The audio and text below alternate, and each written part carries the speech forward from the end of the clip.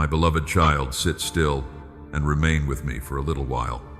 Do not rush toward the next sound, the next message, or the next demand waiting for your attention. Let the noise settle. Let your breathing slow. Let your heart become quiet enough to hear what fear, hurry, and disappointment have tried to cover. I have been drawing you toward this moment, not because I was distant, and not because I forgot the prayers you whispered when no one else was listening.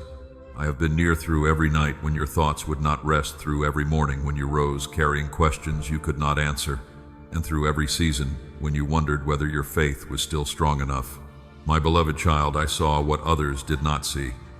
I saw the times you chose kindness when bitterness would have been easier.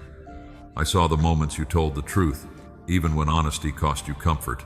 I saw you remain gentle when anger offered you a quicker way to feel powerful. I saw the prayer you could barely finish. I saw the tears you wiped away before anyone entered the room. Those moments mattered. The world often celebrates what is loud, visible, and immediate. It notices the promotion, the applause, the open door, and the public victory. But I also notice what grows in secret. I notice restraint. I notice patience. I notice the decision to forgive one more time without denying what happened. I notice the courage it takes to begin again when no one is standing nearby to cheer. Do not believe that your hidden faithfulness has disappeared into silence. Nothing offered to me with an honest heart is meaningless. A quiet act of obedience can shape your future more deeply than a moment of recognition. A decision made in integrity can protect years you have not yet lived. My beloved child, you have asked why some answers took so long. You have wondered why certain doors remained closed while other people seemed to move forward with ease. You have watched others celebrate what you were still praying for, and comparison tried to convince you that your story had been forgotten. But your journey has never been measured by another person's calendar. I have not been training you to move quickly. I have been teaching you to move wisely. Speed can place you inside a room before your heart is ready to carry what waits there. An opportunity received too early can become pressure. A relationship entered without discernment can steal peace. A responsibility accepted before character has matured can feel like a blessing at first and become a burden later. That is why I have been teaching you to pause. Before answering a difficult message, become still. Before speaking from anger, become still. Before saying yes because you are afraid of missing out, become still. Before assuming that a delay means rejection, become still. Stillness is not weakness. It is the place where urgency loses control and wisdom begins to speak. Remember how Elijah listened after the wind, the earthquake, and the fire had passed. My voice was not found in the noise that demanded attention. It came gently. My beloved child, truth often arrives without shouting. It does not need panic to prove that it is important. It brings clarity, steadiness, and enough peace for the next faithful step. You may feel that life has treated you unfairly. Some disappointments still ache when you remember them. Some words still return at unexpected moments. Some losses change the way you look at yourself. Do not deny that pain. Bring it to me honestly. But do not let yesterday become the lens through which you judge every tomorrow. Your past explains part of your journey. It does not own your destination. There is more ahead than your fear can imagine. This does not mean every dream will unfold exactly as you planned. It means your life still holds purpose, growth, service, love, and opportunities to become more whole than you were before. The pain you survived has already taught you things comfort alone could not teach. You recognize loneliness more quickly in another person. You understand why some people need patience before they can speak. You know that strength does not always look confident. Sometimes strength looks like getting out of bed, answering one necessary call, or praying one honest sentence.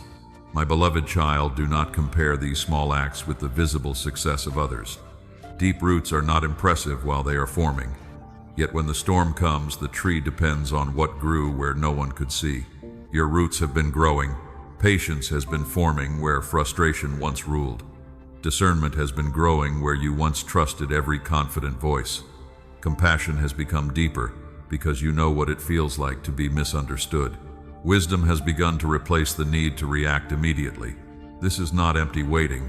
This is preparation.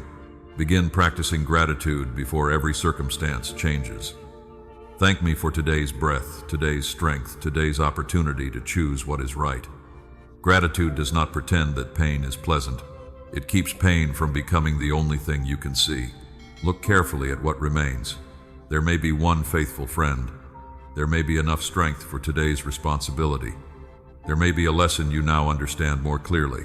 There may be a door that closed before it led you somewhere harmful. There may be peace returning in small portions. Receive these things without demanding that they solve everything at once. My beloved child, I am not asking you to become another person. I am calling you to walk faithfully as the person I created you to become. Your path will not look exactly like someone else's. Your progress may appear slower. Your season may require deeper roots before visible fruit. Continue choosing integrity. Continue choosing compassion. Continue choosing hope. Continue choosing faith when fear offers a faster answer. These choices will shape the future you are preparing to enter. So remain here for one more moment. Let this truth settle into you. You have not been forgotten. Your prayers have not been ignored. Your hidden victories have not been wasted. I have been present in ways you did not yet know how to recognize. In the next part of this conversation, I will help you see the work that has been happening beneath the silence. You will begin to recognize what I have been strengthening, redirecting, closing, protecting, and preparing while you believed nothing was changing. My beloved child, in the quiet, you have begun to notice that silence was never empty. While you were asking why nothing seemed to move, I was working beneath the surface of your life. I was shaping what could not be rushed, strengthening what had once been fragile, and redirecting you away from paths that looked promising but would not have protected your peace. You often look for evidence in what is visible. You look for the open door, the answered prayer, the changed circumstance, or the clear sign that tells you everything is moving. But much of my work begins before any of those things appear. A seed does not announce the moment it begins to break open beneath the soil. Roots do not ask for applause while they search through darkness for water. Yet without that hidden growth, the tree would not stand when the wind arrives. My beloved child, your hidden season has been doing more than you realize. I have been teaching you how to recognize pressure before it becomes direction. There were times when someone urged you to decide quickly, and part of you wanted to move simply because waiting felt uncomfortable, yet something inside you hesitated. You called it uncertainty. Sometimes it was wisdom beginning to grow. I have been teaching you that not every confident voice carries truth. Some people speak loudly because they are certain. Others speak loudly because they want control. You once believed confidence was proof. Now you are learning to look for character, consistency, humility, and peace. I have been teaching you to notice what happens inside your body when something is not right. The tension in your chest, the restlessness after a conversation, the exhaustion that follows certain relationships. You prayed for stronger discernment, but you may have expected discernment to arrive as a sudden revelation. Instead, it often developed through experience. One disappointment taught you to read more carefully. One broken promise taught you to watch what follows an apology. One hurried decision taught you the value of waiting until your peace returns. You prayed for patience, but patience was not placed in your hands like a finished gift. It grew each time you remained faithful while the answer was delayed. It grew when you chose not to force a conversation, manipulate an outcome, or abandon what was right simply because progress felt slow. You prayed for courage, but courage was formed through small acts. It appeared when you told the truth without knowing how another person would respond. It appeared when you said no to what drained you. It appeared when you asked for help instead of pretending you were fine. Do not overlook these changes because they happen quietly.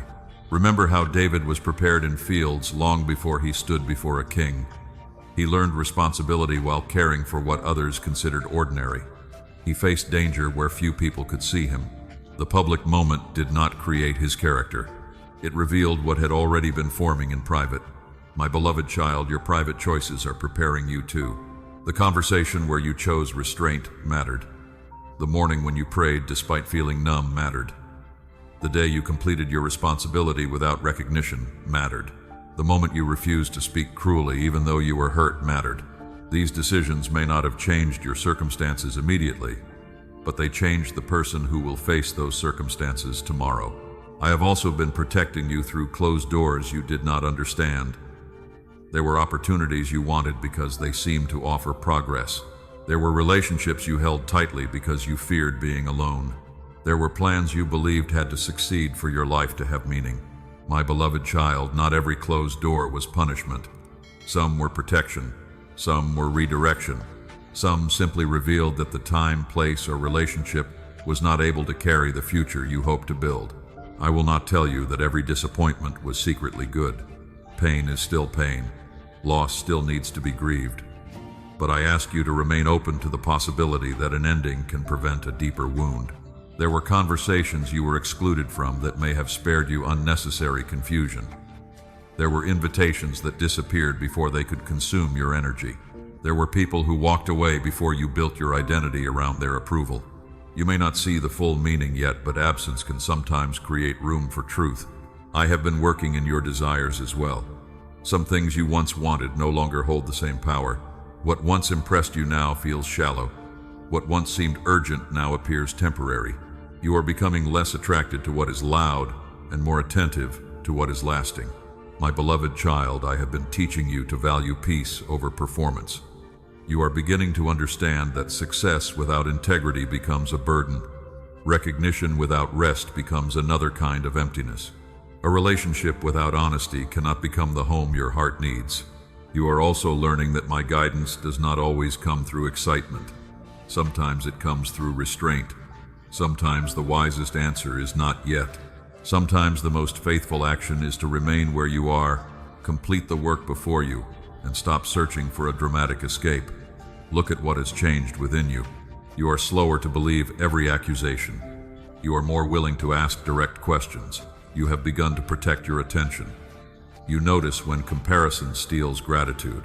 You recognize when fear is trying to make a permanent decision from a temporary emotion. Do not despise growth simply because it has not yet produced visible fruit. The foundation of a house is buried before the walls rise. A musician practices scales before the song becomes beautiful. A potter presses and reshapes the clay before the vessel can hold anything useful. My beloved child, I have been forming capacity within you. You asked for greater responsibility, but responsibility requires steadiness. You asked for deeper relationships, but deeper relationships require honesty and boundaries. You asked for influence, but influence requires humility. You asked for peace, but peace requires you to release the habit of chasing every voice. This is why some answers have taken time. I have not been withholding life from you. I have been preparing you to live it without losing yourself. I have been teaching you how to carry opportunity without worshiping it, how to receive love without abandoning discernment, and how to pursue purpose without sacrificing rest. So look again now at the season you once called empty. Notice the patience that was not there before. Notice the wisdom that now interrupts impulsive choices. Notice the compassion that has grown because you understand what hidden pain feels like.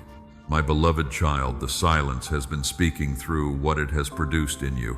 In the next part of this conversation, I will show you why delay can become preparation for the heart. You will learn how waiting develops readiness, deepens trust, and protects you from receiving something before you are able to carry it with wisdom, humility, and peace. My beloved child, you have recognized my hidden work. Now understand why delay can prepare your heart. You have often measured waiting by what did not happen. You counted unanswered prayers, closed doors, conversations that never changed, and opportunities that passed you by. But I have been measuring something deeper. I have been watching what waiting was producing within you. Delay can reveal what hurry tries to hide. When an answer does not come quickly, motives become clearer. You begin to see whether you wanted the blessing or only the feeling of being chosen. You begin to notice whether you were seeking my wisdom or asking me to approve a plan you had already decided upon. My beloved child, waiting can uncover the places where fear, pride, loneliness, or comparison have influenced your desires. This is not meant to shame you. It is meant to free you. A heart that knows why it wants something can carry it with greater wisdom. A heart that has learned patience is less likely to destroy what it once prayed to receive. A heart humbled by waiting can enter an open door without believing the door proves greater worth. You have asked me to move faster, but speed is not always kindness. A bridge built too quickly may look complete, while weakness remains beneath the surface. A field harvested before the grain is ready cannot provide what it promised. In the same way, some opportunities require strength that cannot be formed in a moment. My beloved child, I prepare more than the path. I prepare the person who will walk it. Joseph received a dream long before he understood the responsibilities connected to it. Between the dream and the fulfillment came rejection service, false accusation, confinement, and years of learning how to remain faithful without recognition. The waiting did not make every painful event good. Yet through the process he developed endurance, judgment, humility, and the ability to carry authority without being ruled by bitterness. You may not be waiting for a position, but the principle still matters. A restored relationship requires more than longing. It requires communication boundaries, honesty, and changed patterns. Financial provision requires more than relief. It may require planning, restraint, and wiser habits. A new beginning requires more than excitement. It requires courage to stop repeating unhealthy patterns. Delay gives you space to become ready. Look at how your prayers have changed. At first, you may have prayed only for the situation to end. Now you ask for wisdom inside it. You once asked only for the door to open. Now you ask whether the door fits the life I am shaping within you. You once wanted immediate relief. Now part of you also wants lasting peace. That change matters, my beloved child. Do not despise the ordinary days in which this preparation happens. Readiness often forms through tasks that seem unrelated to your future. It grows when you keep your word, manage what is already in your hands, speak kindly under pressure, and finish work no one celebrates. These choices train your heart to remain steady when responsibility increases. David learned to care for a flock before leading a nation. Ruth gathered grain faithfully before she understood how her story would change. The disciples learned through roads, meals, questions, mistakes, and correction before they carried the message farther than they imagined. Preparation rarely feels dramatic while it is happening. My beloved child, your present responsibility is not beneath your future purpose. Be faithful with the room you are in. Care for the people already near you. Use your resources thoughtfully. Keep learning. Repair what you have neglected. Ask forgiveness where needed. These actions do not force an answer to arrive, but they prepare you to respond wisely when change comes. Do not let comparison turn waiting into humiliation. Another person may appear to receive quickly what you have wanted for years. You see their announcement, celebration, relationship, opportunity, or success, but you do not see their entire story. You do not know what their season requires, what struggles remain hidden, or what responsibilities accompany what they received. Your life is not late because it is different. My beloved child, comparison makes you stare at someone else's harvest while ignoring the roots growing beneath your own feet. Return your attention to what I am teaching you now. Ask whether you are becoming more patient, honest, discerning, compassionate, and willing to receive correction. These are signs no public announcement can measure. Remember my faithfulness while you wait. Do not allow memory to preserve only disappointment. Remember the strength that appeared when you believed you had reached your limit. Remember the person who offered help at the right moment. Remember the decision that protected you from deeper confusion. Remember the peace that returned before circumstances changed. Gratitude helps waiting remain open instead of bitter. Begin each morning by naming what is still present. There is breath for today. There is an opportunity to make one wise choice. There may be someone who still cares. There may be work that gives structure to your day. There may be truth you understand now that you could not understand before. My beloved child, gratitude does not deny what is missing. It prevents what is missing from becoming the only truth you can see. Wait actively. Pray, but also prepare. Seek counsel. Study what you need to learn. Build healthy routines. Save what you can. Strengthen your body. Protect your peace. Let waiting become a place where discipline grows instead of a place where life stops. Be careful with shortcuts. A quick answer may ask you to compromise integrity, ignore a warning sign, or accept pressure you would normally question. The promise of speed can make an unhealthy opportunity appear merciful. Pause before agreeing. Read carefully. Ask direct questions. Notice whether peace remains when excitement settles. What is gained without wisdom can become difficult to keep. My beloved child, choose the path that allows your heart to remain honest. Choose the decision you can explain without hiding important facts. Choose the relationship where boundaries are respected. Choose the opportunity that does not require you to become someone you no longer recognize. You may lose a temporary advantage by refusing a shortcut. That loss does not mean you have lost your future. There are still questions I have not answered. There are desires you continue to carry. I will not tell you that every delay will end exactly as you hope. Answers may arrive differently. Some dreams may need to change. Some doors may remain closed. But no season has to remain empty when you allow it to produce wisdom, patience, humility, and faithful action. My beloved child, let delay prepare your heart without convincing you that you have been abandoned. Continue growing where you are. Continue remembering what I have already done. Continue choosing integrity when haste offers an easier path. In the next part of this conversation, I will teach you how to trust what you cannot yet see. You will learn how to keep walking without a complete map, recognize quiet guidance, and remain faithful when the next chapter is still beyond your sight.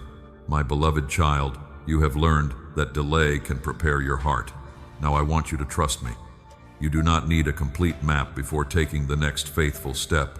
You need enough light for today, enough wisdom for this decision, and enough peace to keep fear from choosing your direction.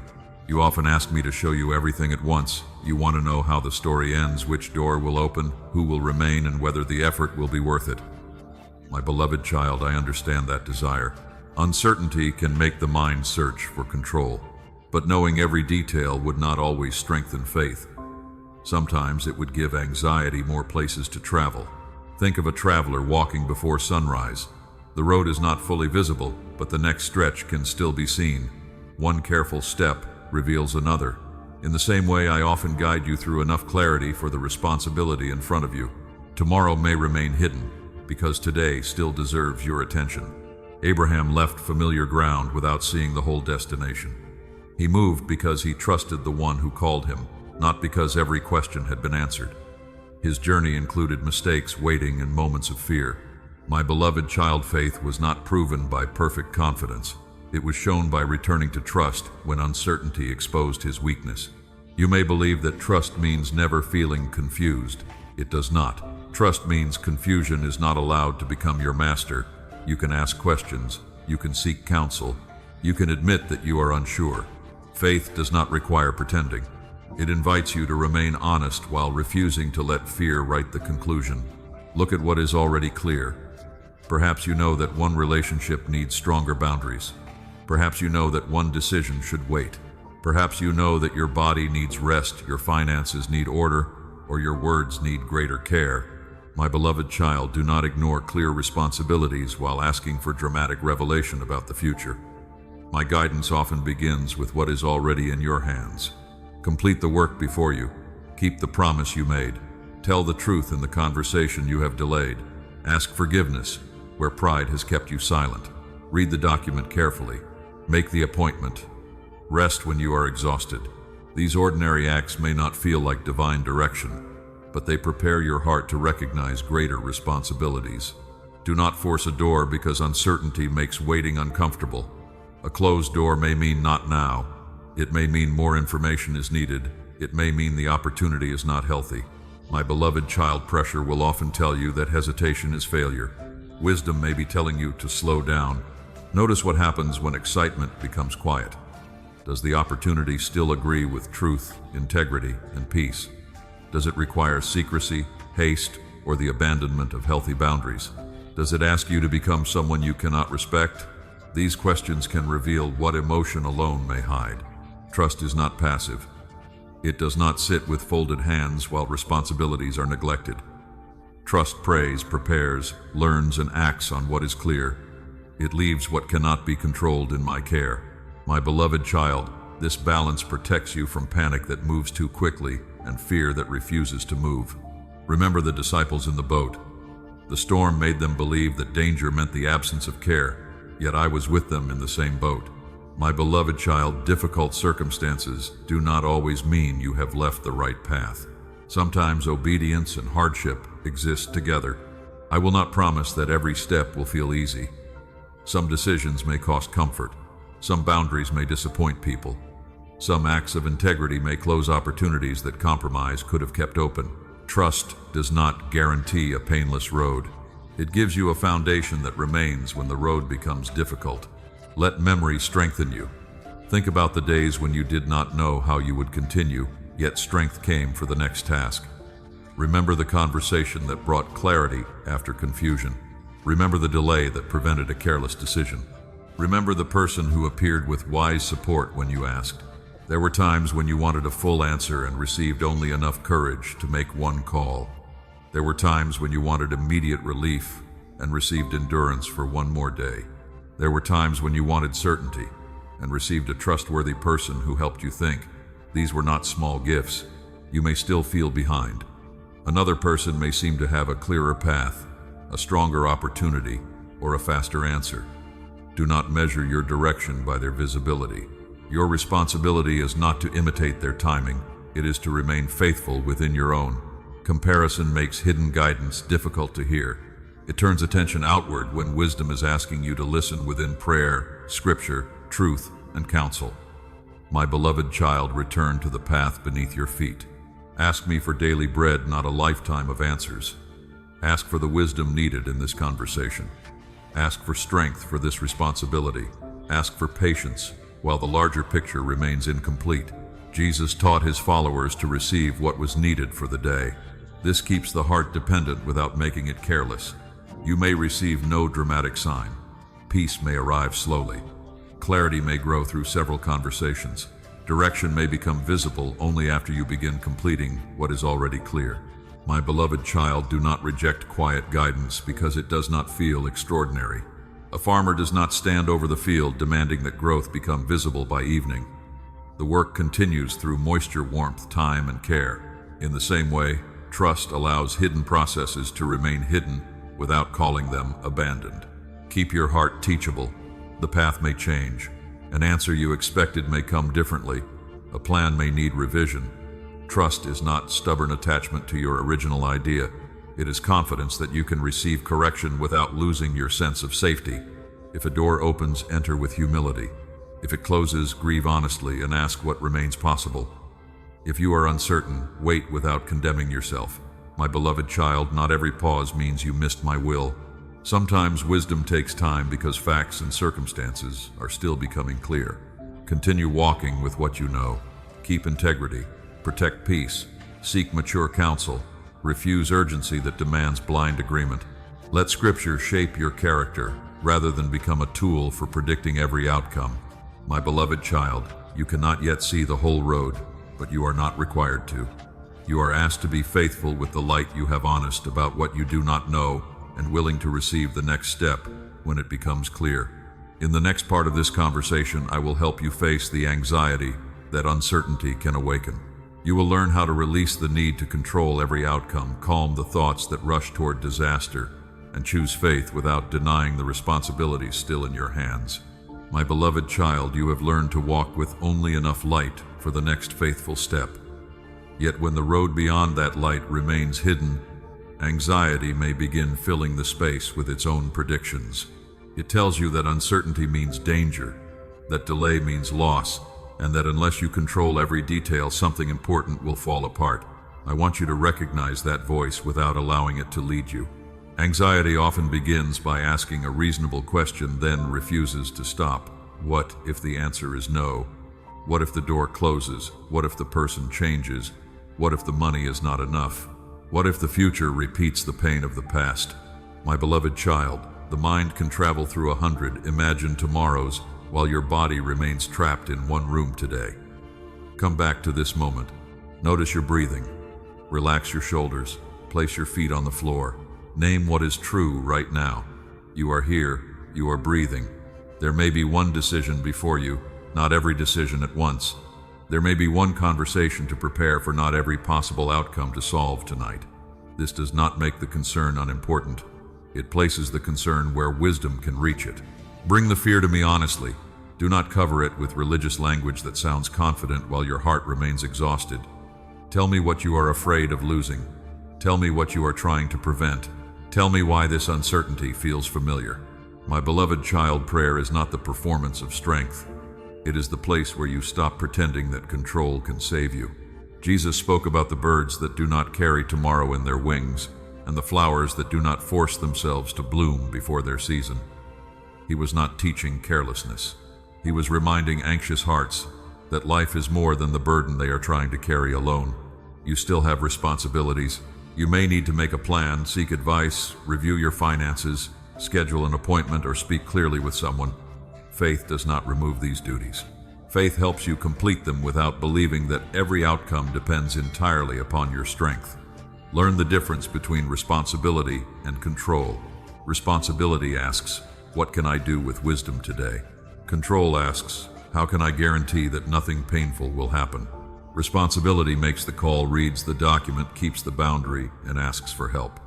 Control checks again and again, rehearses every conversation, and tries to force certainty from people who cannot provide it. My beloved child, you were never asked to guarantee the future. You were asked to remain faithful in the present. When anxiety rises, write down what belongs in your hands. Then write down what does not. Your words, preparation, honesty, boundaries, and willingness to seek counsel belong in your hands. Another person's reaction, the speed of a process, the final decision of an organization, and every unexpected event. Do not pray over both lists. Ask for courage to handle your responsibilities. Ask for grace to release what you cannot command. This is not surrender to helplessness. It is surrender of the illusion that you can control every moving part of life. Remember Martha, busy with many things while her heart became troubled. Her service was not wrong, but anxiety had taken hold of the way she carried it. My beloved child, even good responsibilities can become heavy when you believe your worth depends on completing everything perfectly. Slow down before the task becomes your master. Choose one practical step. If the concern is financial, review one account or speak with one qualified person. If the concern is relational, write the truth you need to say before entering the conversation. If the concern is health-related, schedule the appointment instead of searching endlessly for frightening possibilities. If the concern is spiritual, sit with Scripture long enough to listen rather than hunting for a sentence that confirms your fear. One clear action is often more useful than many anxious thoughts. Be careful with decisions made under panic. Anxiety will tell you that any movement is better than waiting, but movement without wisdom can create a second problem while you are trying to escape the first. My beloved child, give yourself permission to pause when there is no immediate danger. A pressured message does not always require an immediate answer. A sudden opportunity does not always require an immediate yes. A difficult feeling does not always require a permanent decision. Wait until your breathing becomes steadier. Gather the facts. Ask a mature and trustworthy person what they see. Wisdom often becomes clearer when fear no longer controls the room. Do not isolate yourself. Anxiety grows louder when it hears only its own questions. Speak with someone who can listen without increasing panic. Choose people who are honest, calm, and willing to admit what they do not know. My beloved child, wise counsel should help you return to truth, not make you dependent on another person's certainty. Pay attention to what you repeatedly place before your mind. Constant news, endless opinions, and fearful messages can keep your nervous system alert long after the immediate concern is past. Limit what feeds panic. Return to what is trustworthy, useful, and connected to the responsibility before you. Gratitude can help you return to the present. Name what remains steady. Perhaps you have one safe place, one helpful person, one lesson already learned, or enough strength for the next task. Gratitude does not deny uncertainty. It reminds you that uncertainty is not the only reality in your life. Let peace return through ordinary rhythms as well. Eat something nourishing, step outside, breathe fresh air, and allow your body to recover slowly. My beloved child, choose faith as a daily response, not as a feeling you must force. Faith may sound like this: I do not know the outcome, but I will tell the truth. I cannot see the whole road, but I will take the next wise step. I feel afraid, but I will not let fear decide for me. You may need to repeat that choice many times. Anxiety may return tomorrow. This does not mean you failed. It means trust is becoming a practice. Each time you return from imagined disaster to present truth, you strengthen a new path within your mind and heart. Rest when the day is complete. You do not need to solve tomorrow before sleeping. Write down what needs attention later. Close the document. Put away the phone. Let your body receive the message that today has ended. My beloved child, release anxiety by returning responsibility to its proper place. Do what is yours. Ask for help. Refuse panic. Leave room for answers to unfold without forcing them. As you learn this, you will begin to see closed doors differently. Some may still hurt, some may still confuse you, but they will no longer automatically mean rejection or abandonment. In the next part of this conversation, I will help you understand what a closed door can reveal, what it may protect, and how to respond without bitterness, denial, or reckless striving. My beloved child, you have begun releasing the anxiety that demanded control. Now, I want you to look again at doors that did not open, plans that ended, and relationships that changed. A closed door can feel like a final judgment. It can make you question your worth and my care. But not every closed door carries the same meaning. Some doors close because the season has ended. Some close because people are not ready. Some close because the opportunity does not fit the person you are becoming. Some close because facts remain hidden. Others close because moving forward would require you to abandon peace, integrity, or healthy boundaries. My beloved child, do not rush to call every ending protection. Some losses are simply painful. Some decisions made by others may be unfair. Some relationships end because trust was broken, communication failed, or responsibility was refused. You may grieve without pretending the loss was secretly pleasant. Grief and trust can exist together. You can say that the door hurt when it closed. You can admit that you wanted another answer. You can bring me the disappointment without turning it into bitterness. An honest, grieving heart is not weak. It becomes less likely to hide pain behind false confidence. Think about Paul and his companions when they planned to enter certain regions, yet the path changed. They did not receive the explanation at once. A different direction became clear later. My beloved child, redirection often makes sense only after you have taken faithful steps away from the original plan. This is why you must not spend all your strength pushing against one locked entrance. Ask what the door is telling you. Is there a clear no? Is the timing uncertain? Is more preparation needed? Has another person chosen not to continue? Are practical facts making the path unsafe? Is the opportunity asking you to compromise something important? Do not interpret silence as permission. Do not treat another person's boundary as an obstacle you must overcome. Love does not require you to force access. Faith does not mean refusing reality. My beloved child, a closed door may need to be respected before its meaning can be understood. There were times when you believed persistence meant continuing no matter how much peace disappeared. You thought giving up on one path meant giving up on hope. But perseverance and attachment are not the same. Perseverance remains faithful to purpose. Attachment insists that purpose can arrive through only one person, one opportunity, or one outcome. Release the belief that your future depends on one door. If a job ends, your ability to serve, learn, and contribute has not ended. If a relationship changes, your capacity to love wisely has not disappeared. If a plan fails, your entire purpose has not failed. My beloved child, an ending may remove one route without removing every possibility. Look at what remains available. There may be another conversation, another skill to develop, another advisor to consult, another place to apply, or another way to use what you have learned. Sometimes the next path is not visible because grief is still facing the door that closed. Turn slowly. You do not need to rush into a replacement simply to avoid feeling the loss. A quick new opportunity can become a way of escaping reflection. A new relationship can become a hiding place from unresolved pain. A sudden decision can make you feel active while keeping you from asking what the ending revealed. My beloved child, let the closed door teach you without allowing it to define you. Ask what you ignored while the door was open. Did you overlook repeated confusion because you wanted the outcome too badly? Did you accept pressure because you feared losing your chance?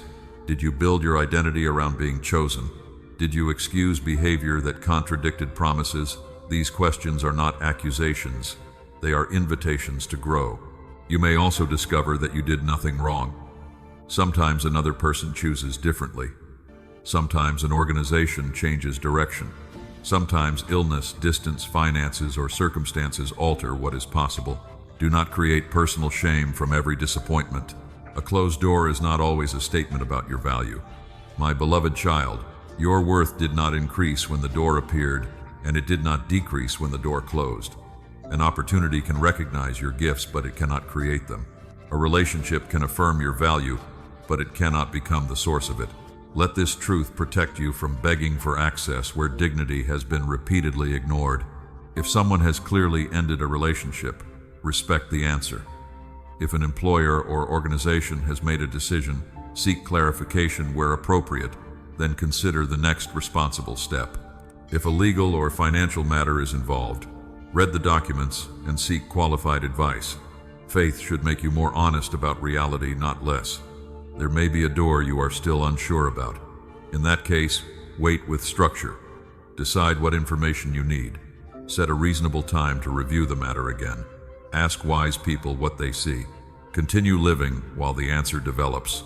Do not stand at the same entrance every day demanding a sign. My beloved child, what belongs to your future will not require you to abandon wisdom in order to reach it. This does not mean every right path will feel easy. Some good decisions are difficult. Some open doors require courage. But a healthy path can withstand honest questions, wise counsel, and reasonable time. Be careful with anyone who uses spiritual language to pressure you through a door. A person may claim that hesitation proves fear, that questions show weak faith, or that immediate agreement is obedience. Test the message. Does it honor truth, consent, responsibility, and peace? Or does it silence your judgment? I do not lead you through manipulation. Remember the Israelites at the edge of the sea. The path behind them seemed closed and the path ahead did not yet exist. My beloved child, there are moments when no familiar door remains open. In those moments, your task is not to invent a reckless escape. It is to remain attentive, take the action that becomes clear, and refuse to return to what once held you. You may not understand why one path ended. Do not build your life around obtaining an explanation that may never come. Closure is helpful when it is available, but healing cannot depend entirely on another person's willingness to explain. You can move forward with unanswered questions. Keep what the experience taught you. Release what shame added. Strengthen the boundary. Improve the preparation. Carry the wisdom without carrying the belief that every future door will close. My beloved child, the purpose of a closed door is not always to point immediately toward another opportunity. Sometimes it first turns your attention inward. It reveals the fears, expectations, habits, and wounds that need care before the next season begins. In the next part of this conversation, I will help you understand that inner work. You will see how I transform patience, motives, identity, compassion, and character within you before the circumstances around you fully change. My beloved child, the closed door has turned your attention inward. You have asked what remains possible, but now I want you to ask a deeper question. What is happening inside you while the circumstances around you remain unchanged? I do not begin every new season by changing what surrounds you. Often I begin by changing the heart that will enter it. You have prayed for open doors, restored relationships, clearer direction, and lighter burdens. Yet if the same fear, pride, impatience, or need for approval follows you through the next door, a new circumstance may still carry an old struggle. My beloved child, I care about the answer you desire, and I also care about the person you are becoming while you wait.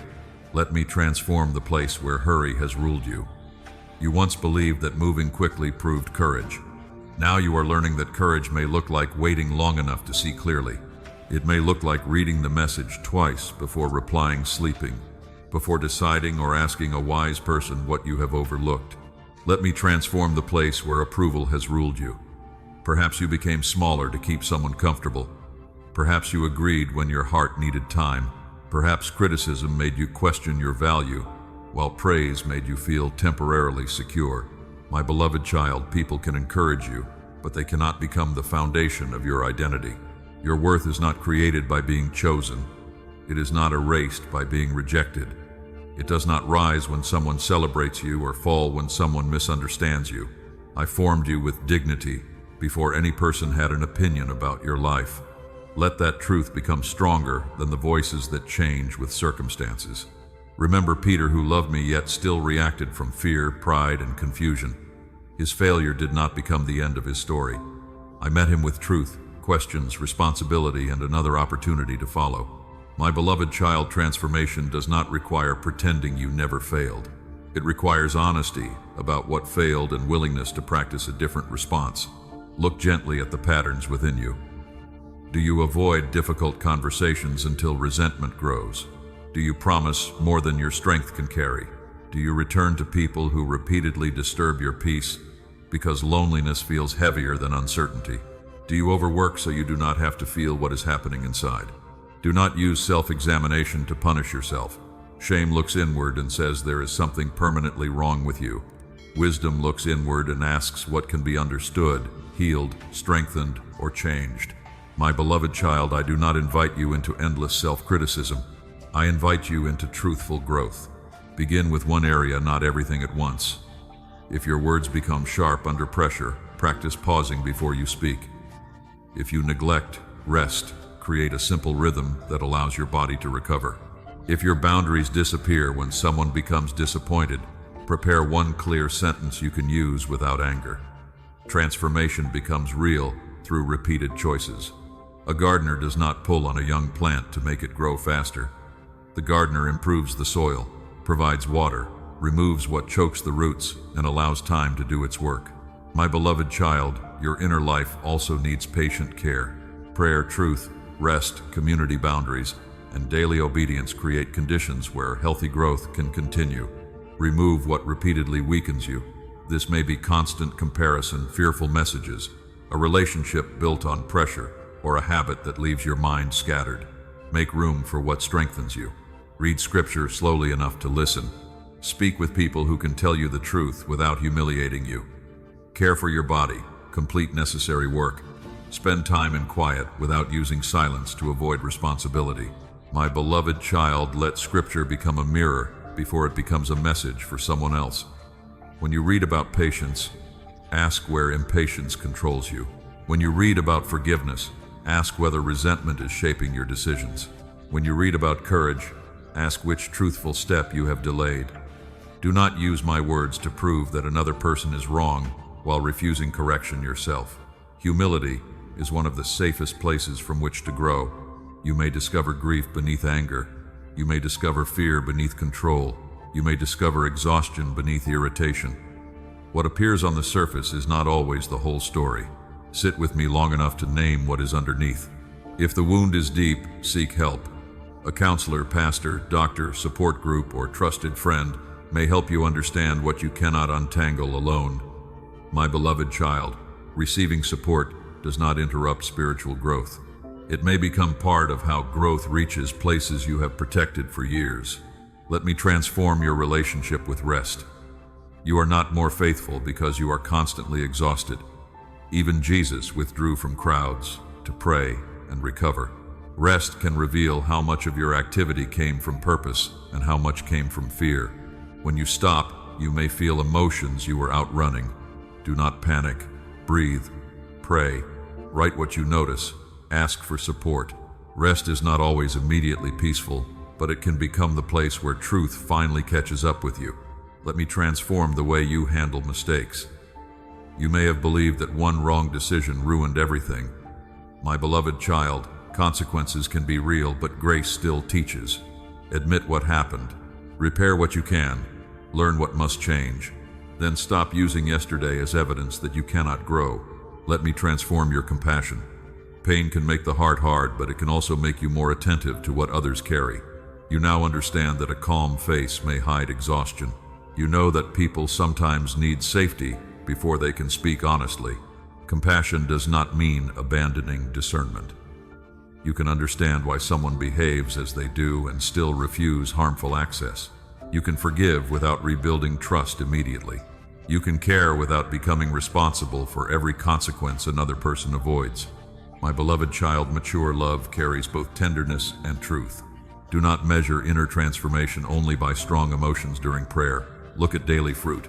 Are you slower to react? Are you more honest about your limits? Are you asking better questions? Are you able to apologize without defending yourself? Are you choosing peace without avoiding necessary conflict? You may wish the transformation were faster. Be patient with the process without becoming passive. Keep practicing, keep returning. Keep asking what one faithful choice looks like today. Growth often becomes visible only after many ordinary decisions have gathered together. My beloved child, I am not transforming you so you can impress people with a perfect life. I am helping you become steady enough to carry truth, responsibility, relationship, service, and hope without losing yourself. As this inner work continues, you will begin to notice what remains good even before every problem is solved. The next part of this conversation will teach you how gratitude changes the atmosphere of waiting, protects the heart from comparison, and helps you recognize my faithfulness in every season. My beloved child, the work within you is beginning to change what you notice around you.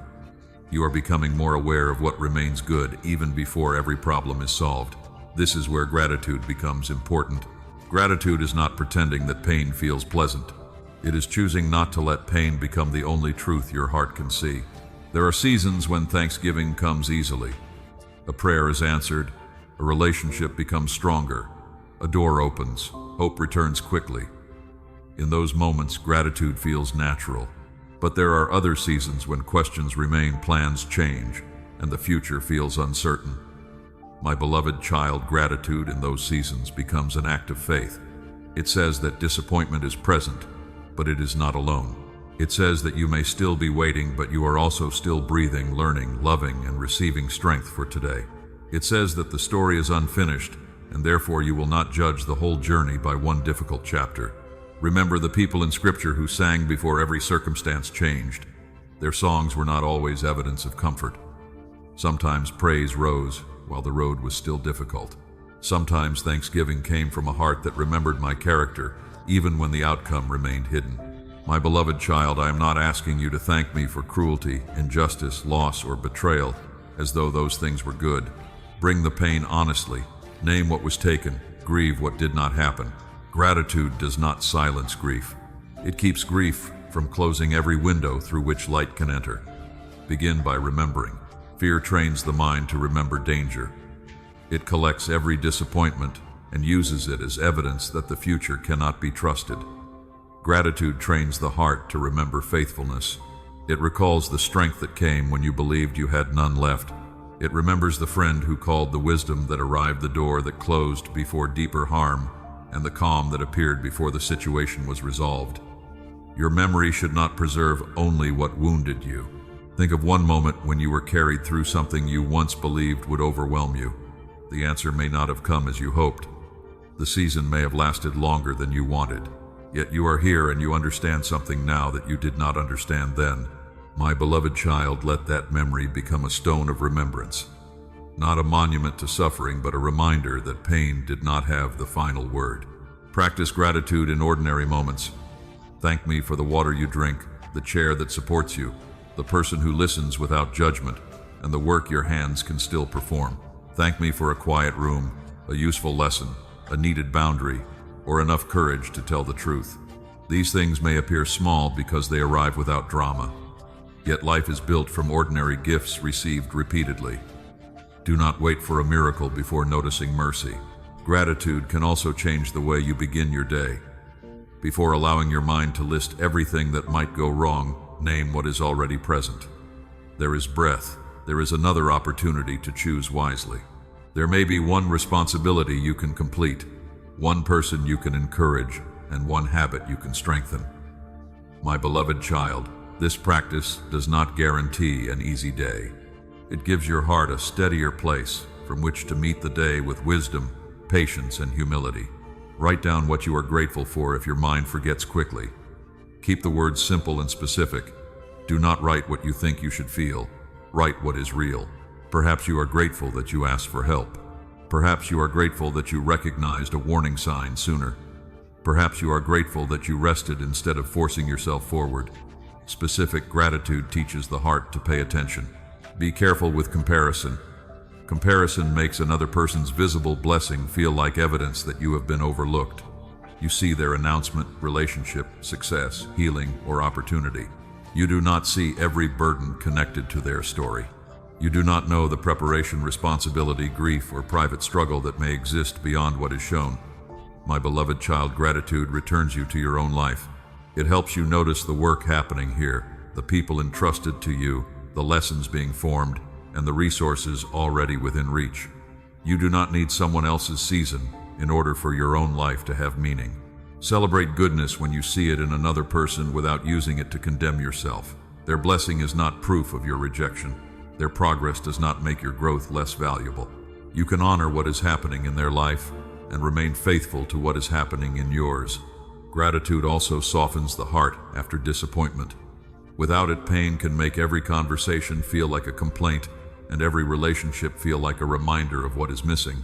A thankful heart becomes more able to notice kindness, receive encouragement, and offer warmth without pretending everything is fine.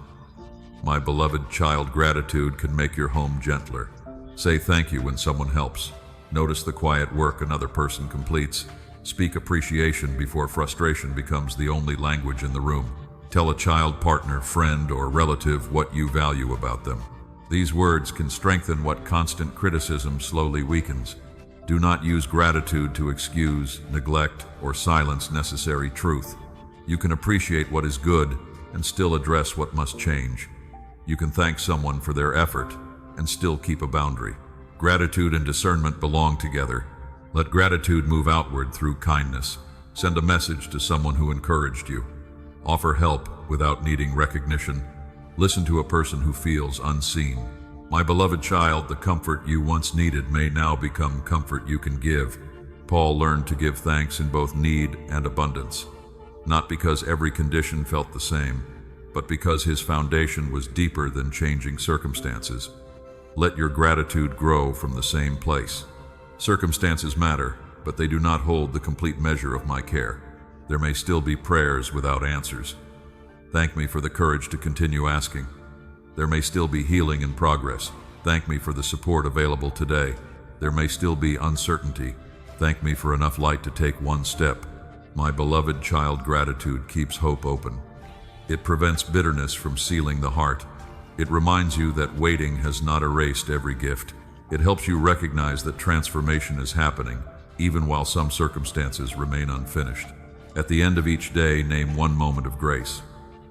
It may be a conversation, a lesson, unexpected strength, or a few minutes of peace. Let these small records become evidence that goodness continues to appear. As gratitude steadies you, courage will have room to grow.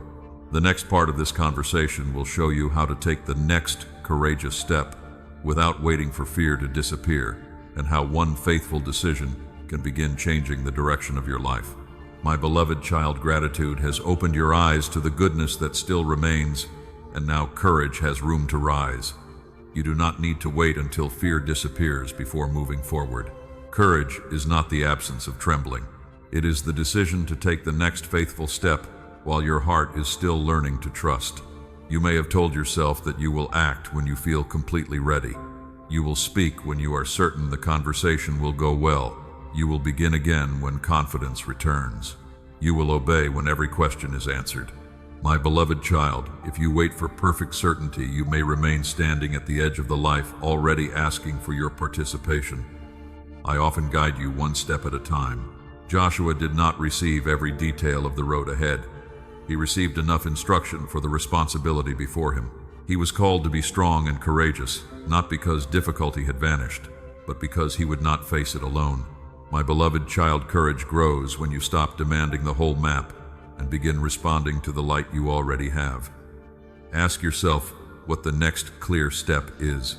It may be a conversation you have delayed because you fear disappointment. It may be an apology you need to offer without defending yourself. It may be a boundary you must state calmly. It may be an application appointment or request for help. The step may look ordinary, but ordinary obedience can change the direction of a life. Do not despise small beginnings. A door moves because someone first reaches for the handle. A journey begins because one foot leaves familiar ground. A damaged relationship may begin healing through one honest sentence. A tired heart may begin recovering when it finally admits that support is needed. My beloved child, the size of the step does not determine its faithfulness. You have sometimes confused courage with dramatic action. You imagine that courage must be loud, immediate, and visible, but some of the bravest choices happen quietly. It takes courage to remain honest when exaggeration would make your story more impressive. It takes courage to say no when another person becomes disappointed. It takes courage to rest when your identity has been built around constant productivity. It also takes courage to forgive. Forgiveness does not mean calling harm acceptable. It does not require you to restore trust before accountability appears. It does not ask you to return to an unsafe relationship. My beloved child, forgiveness means you refuse to let revenge decide who you become. You can release bitterness while keeping a necessary boundary. Perhaps your courageous step is beginning again after failure. Shame may tell you that one wrong choice has permanently closed your future. But grace invites you to learn, repair what you can, and rise with greater wisdom. Peter stumbled deeply, yet his failure did not become his final identity. Truth met him, responsibility followed, and purpose continued. My beloved child, you are allowed to begin again. Beginning again may require humility. You may need to admit that your plan did not work. You may need to ask questions you once avoided. You may need to accept guidance from someone with more experience. Humility does not reduce courage. It protects courage from becoming pride. Be careful not to call impulsiveness bravery. Fear can push you into sudden action because waiting feels unbearable. It may tell you to send the message immediately, resign without preparation, confront someone alone, or accept the first opportunity offered. My beloved child, courage does not ignore wisdom. It pauses long enough to understand what responsible action requires. Gather the facts. Pray, seek wise counsel. Consider the possible consequences. If there is no immediate danger, give yourself time to think. A courageous step should move you toward truth, integrity, safety, and peace, even when the step itself feels uncomfortable. If danger is present, courage may mean leaving. It may mean contacting the proper authority, telling someone trustworthy, or moving toward a safer place. You do not prove faith by remaining exposed to harm. My beloved child, asking for protection can be an act of courage. You may also need courage to remain where you are and complete the work already in your hands. Not every difficult season requires escape. Sometimes the brave choice is to stay faithful, continue learning, and resist the temptation to abandon a responsibility simply because progress feels slow. Discern the difference between endurance and unhealthy attachment. Endurance keeps serving a meaningful purpose through difficulty. Unhealthy attachment remains trapped because fear cannot imagine another path. My beloved child, courage may ask you to persevere, or it may ask you to release. Wisdom will help you recognize which response fits the truth. Do not compare your courageous step with someone else's. Their action may be public while yours is private. They may be starting something new while you are learning to heal. They may be speaking boldly while you are practicing listening. Courage is measured by faithfulness to what is required of you, not by how impressive it appears. Take care of your body as you move.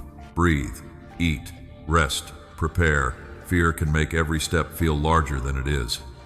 A regulated body helps the mind remain clear. My beloved child, courage is not strengthened by neglecting yourself. Speak to yourself with truth. Say that fear is present, but it is not in charge. Say that uncertainty remains, but one wise action is still available. Say that you do not need to succeed perfectly in order to act faithfully. Then move. Make the call. Write the message. Schedule the appointment. Close the unhealthy access. Open the document. Ask the question. Take the walk. Return to prayer. My beloved child, do not spend another day rehearsing a step that is already clear. After you act, do not demand immediate proof that the decision was right. Some faithful choices bring relief quickly. Others bring discomfort before peace. A boundary may create tension. An honest conversation may expose grief. Beginning again may feel awkward. Let the fruit develop over time. If the step does not unfold as expected, learn without condemning yourself. Review what happened. Ask what was wise, what needs correction, and what support is needed now. Courage is not perfection. It is the willingness to keep returning to truth after disappointment. Celebrate progress without turning it into pride. Thank me for the strength to act. Thank the people who helped you. Notice what you understand now that you did not understand before. My beloved child, each faithful step becomes part of the foundation beneath the next one. You do not need to take every future step today. Complete the one before you, then rest. Tomorrow may bring another instruction, another conversation, or another opportunity to practice courage. As you move forward, uncertainty will not disappear. Questions may remain and outcomes may stay beyond your control. The next part of this conversation will teach you how to receive peace in the middle of that uncertainty, so courage does not become strain, and faithful action can continue from a heart that knows how to rest. My beloved child, you have taken a courageous step, but courage was never meant to become constant strain. You are not called to live with your hands clenched, your thoughts racing, and your body preparing for disaster every hour. Now I want to teach you how to receive peace while uncertainty still remains. Peace is often misunderstood. You may believe it will come only after the answer arrives, the conflict ends, the relationship changes, or the future becomes clear. But if peace depends on every problem being solved, then peace will always remain beyond your reach. My beloved child, the peace I give can meet you before the outcome is known. This peace does not deny reality. It does not ask you to call pain pleasant or confusion harmless. It helps you remain present enough to face reality without being consumed by it. Peace gives your mind room to think, your body permission to breathe, and your heart strength to continue without inventing certainty. Think of a lighthouse standing along a dark shoreline. The storm may continue, the wind may remain loud, the waves may still strike the rocks, yet the light does not argue with the storm. It remains steady because its foundation is secure. My beloved child, I am teaching your heart to become steady in the same way. You may still have unanswered questions. You may not know whether the door will open, whether the person will change, or whether the plan will succeed. Peace does not require you to know. It asks you to remain rooted in what is true today. Begin with your body. Anxiety often speaks through tight shoulders, shallow breathing, a restless stomach, or a mind that cannot stop reviewing the same problem. Sit down, place your feet on the floor. Breathe slowly. Notice the room around you. My beloved child, returning to the present is not a small thing. It is one way you stop fear from pulling you into an imagined future. Then bring the concern to me. Do not rush through prayer as though you must say everything perfectly. Tell me what remains unresolved. Tell me what you fear. Tell me what you wish would happen. Prayer is not a performance of confidence.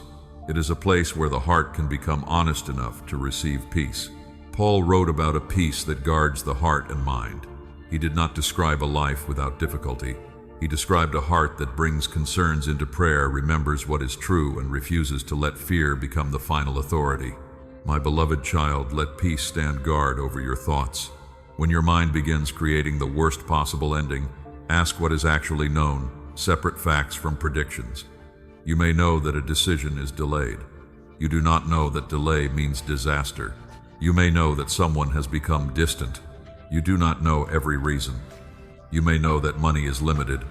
You do not know that every future need will remain unmet. Truth creates space where panic once ruled.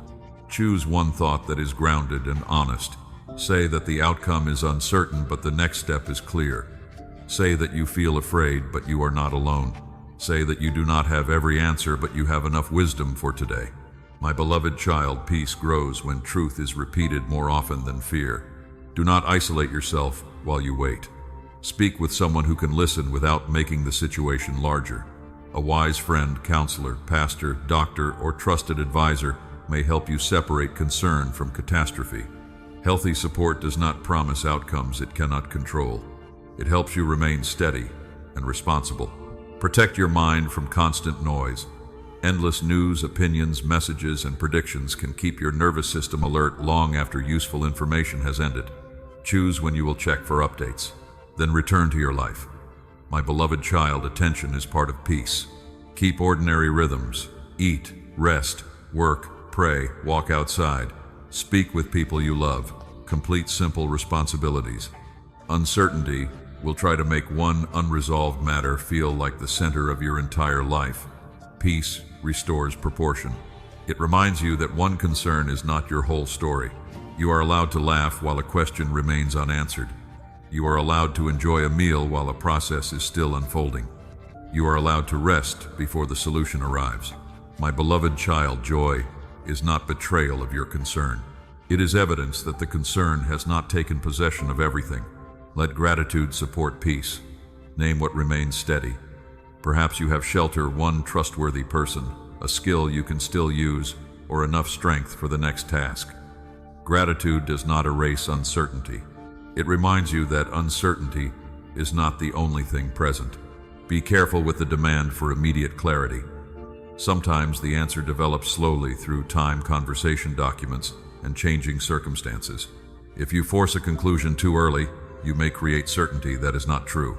Peace allows the question to remain open, while wisdom continues gathering what is needed. My beloved child, waiting peacefully does not mean doing nothing. Complete what belongs to you.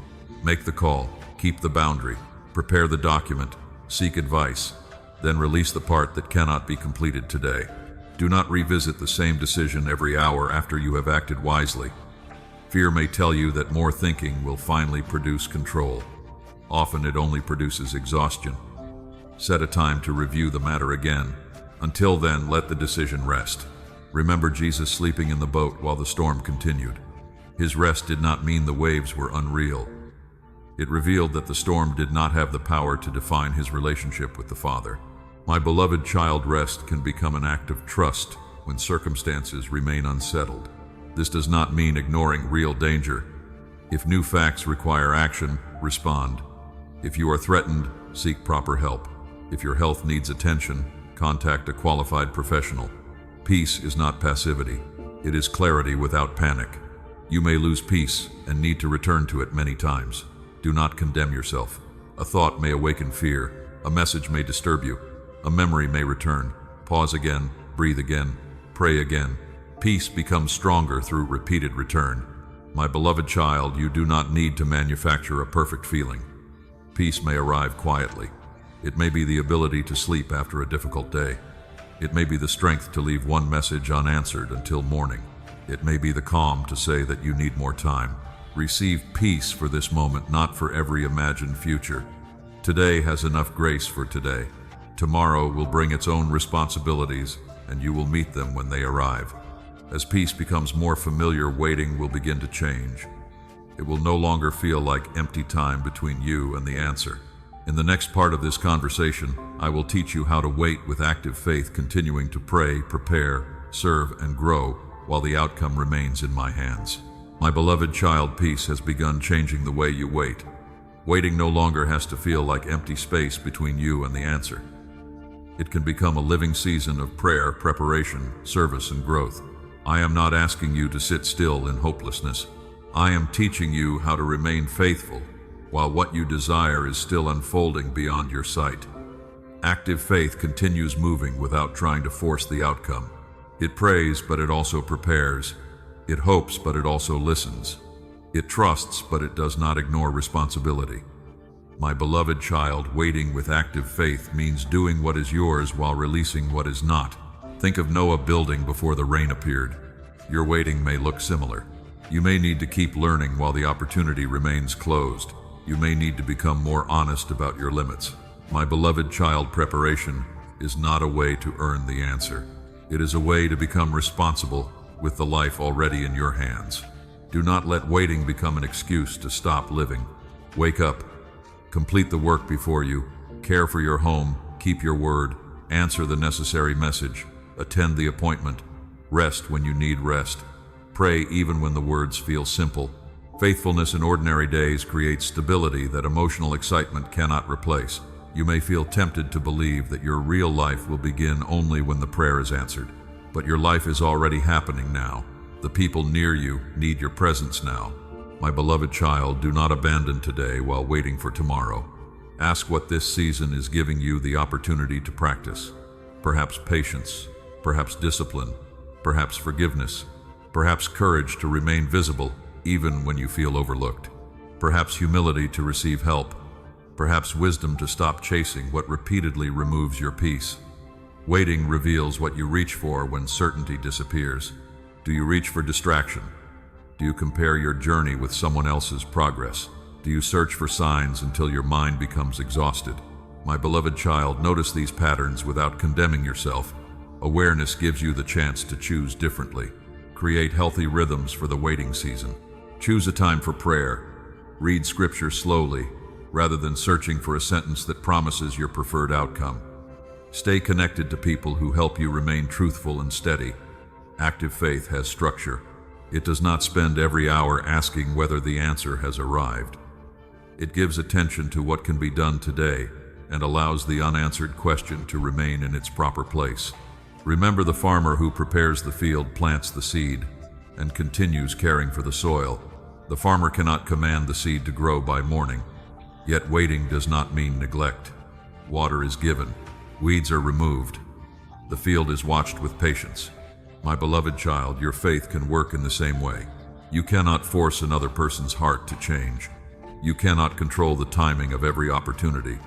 You cannot guarantee a particular result, but you can remain honest. You can strengthen boundaries. You can seek wise counsel. You can become more prepared than you were yesterday. Serve while you wait. There is someone near you who may need encouragement, practical help, or a listening ear. It reminds you that your life can still carry meaning while you are waiting. Do not serve in order to bargain with me. Kindness does not purchase an outcome. Serve because love remains part of your calling in every season. My beloved child, one sincere act of care may become a source of hope for someone whose own waiting feels unbearable. Be careful with comparison. You may watch another person receive what you have wanted. Their progress may awaken grief. Bring that grief to me. Do not hide it beneath forced celebration, then return to truth. Their timing is not a verdict on your worth. Their opportunity does not prove that yours has been taken away. Your path has its own responsibilities, limits, and lessons. Celebrate what is good in another life without using it to punish yourself. My beloved child, comparison turns waiting into humiliation. Gratitude turns waiting into awareness. Notice your progress. Perhaps you recover from disappointment more quickly. Perhaps you pray before reacting. Perhaps you no longer return to a relationship that repeatedly harms your peace. Perhaps you ask for help sooner. Do not measure growth only by external results. Another can remain in waiting while developing wisdom that will protect them for years. My beloved child, visible movement and inner maturity are not always the same thing. Stay teachable. Your original desire may change. The answer may arrive in a form you did not expect. A plan may need revision. Active faith is not stubborn attachment to one outcome. It is a willingness to follow truth as it becomes clearer.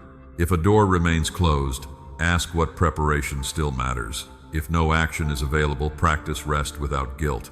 If new information appears, respond with wisdom. If the answer becomes no, allow grief and begin asking what remains possible. My beloved child, active waiting knows when to work and when to stop. Do not fill every silence with activity because stillness makes you uncomfortable. Some growth requires space. Your body needs rest to remain clear. Your heart needs prayer that is not always asking for something. Sit with me without turning every moment into a request. Let Scripture remind you of my character, not only your desired future. Let prayer become relationship, not negotiation. Let silence teach you that you are still loved before the answer arrives. There may be days when waiting feels heavier again. Do not call those days failure. Return to the practices that steady you. Breathe, pray, complete one responsibility, speak with someone trustworthy. Rest, begin again tomorrow. Faithfulness is often repeated return. My beloved child, you do not need to wait perfectly. You need to remain willing. Keep your heart open. Keep your hands responsible. Keep your mind connected to truth. Let the season produce patience without making you passive, and discipline without making you hard. One day you may look back and see that waiting was not a pause in your story. It was part of the story. It taught you how to carry uncertainty without losing your identity, how to act without controlling, and how to hope without demanding. As you continue waiting with active faith, you may also become aware of your limits. There will be moments when discipline is not enough, when your energy feels small, and when you cannot carry the burden through effort alone. In the next part of this conversation, I will show you how to find strength within weakness, and how dependence can become a doorway to deeper courage. My beloved child, active waiting has taught you to pray, prepare, serve, and remain faithful. Yet it has also shown you the limits of your own strength. There are moments when discipline is not enough, when your energy feels small, and when the burden cannot be carried through determination alone. Do not be ashamed of that place. It can become the beginning of deeper dependence. You have often believed that strength means handling everything without help. You thought strong people never become tired, uncertain, or overwhelmed. My beloved child, that is not the strength I am forming in you. Real strength knows when to stand, when to rest, when to ask, and when to admit that something is too heavy to carry alone. Paul learned this when he asked for a burden to be removed. The answer did not come in the form he expected. He discovered that grace could meet him inside limitation. My beloved child, weakness did not make him useless. It made room for a strength that was not built on self-importance. You may be facing a weakness you wish you could hide. Perhaps your body is tired. Perhaps anxiety or grief has reduced your energy. Perhaps one mistake has made you doubt your judgment. Bring these things to me without pretending.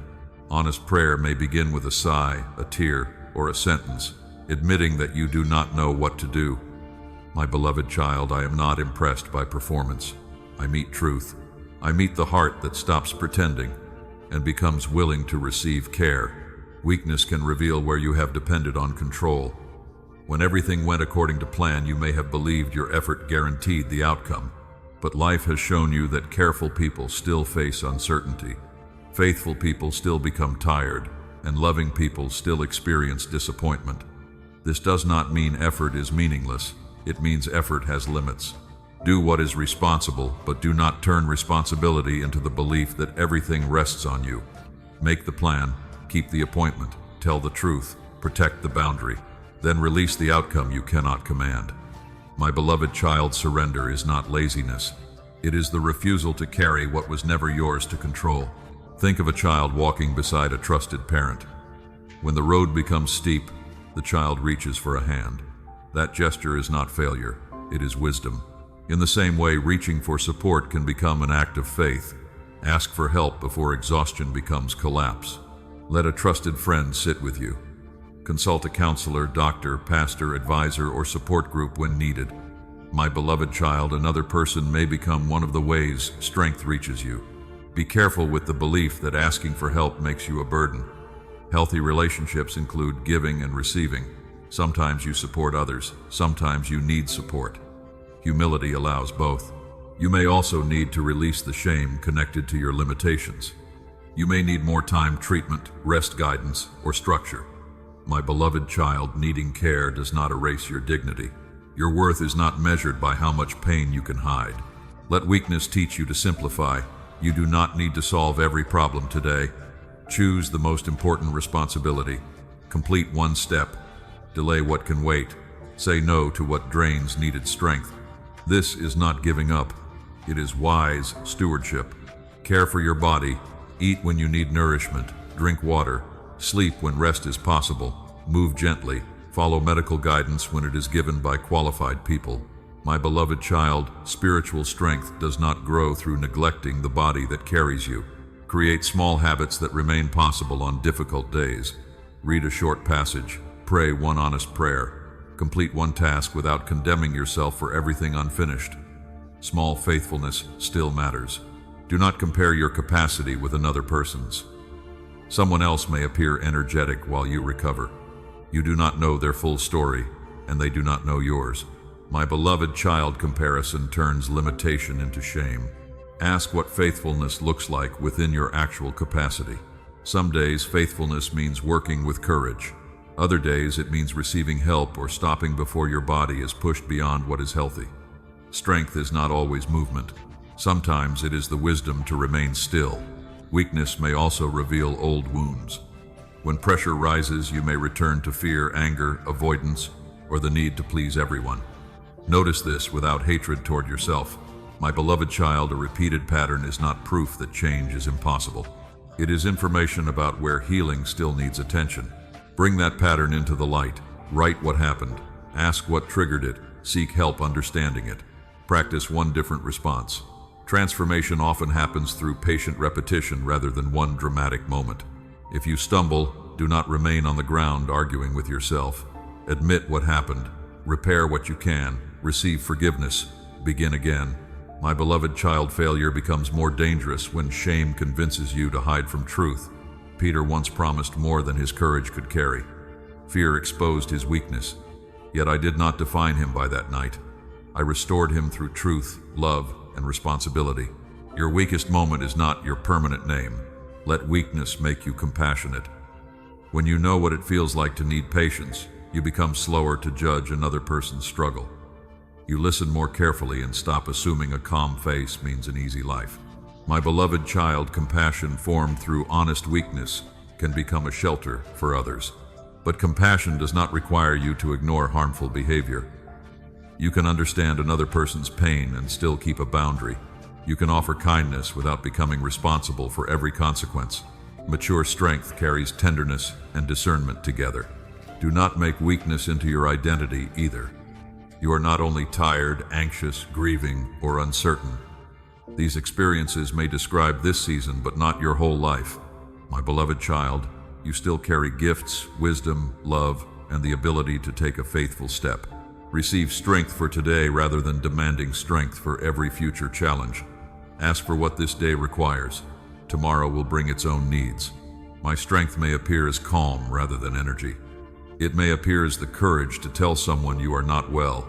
It may appear as a clear thought after confusion, a person who answers the phone, or enough endurance to complete one responsibility. Do not overlook these quiet forms of help. Quiet help is still help, and humble dependence can carry you farther than isolated effort could. My beloved child, you are strongest, not when you need no one, but when you know where to turn.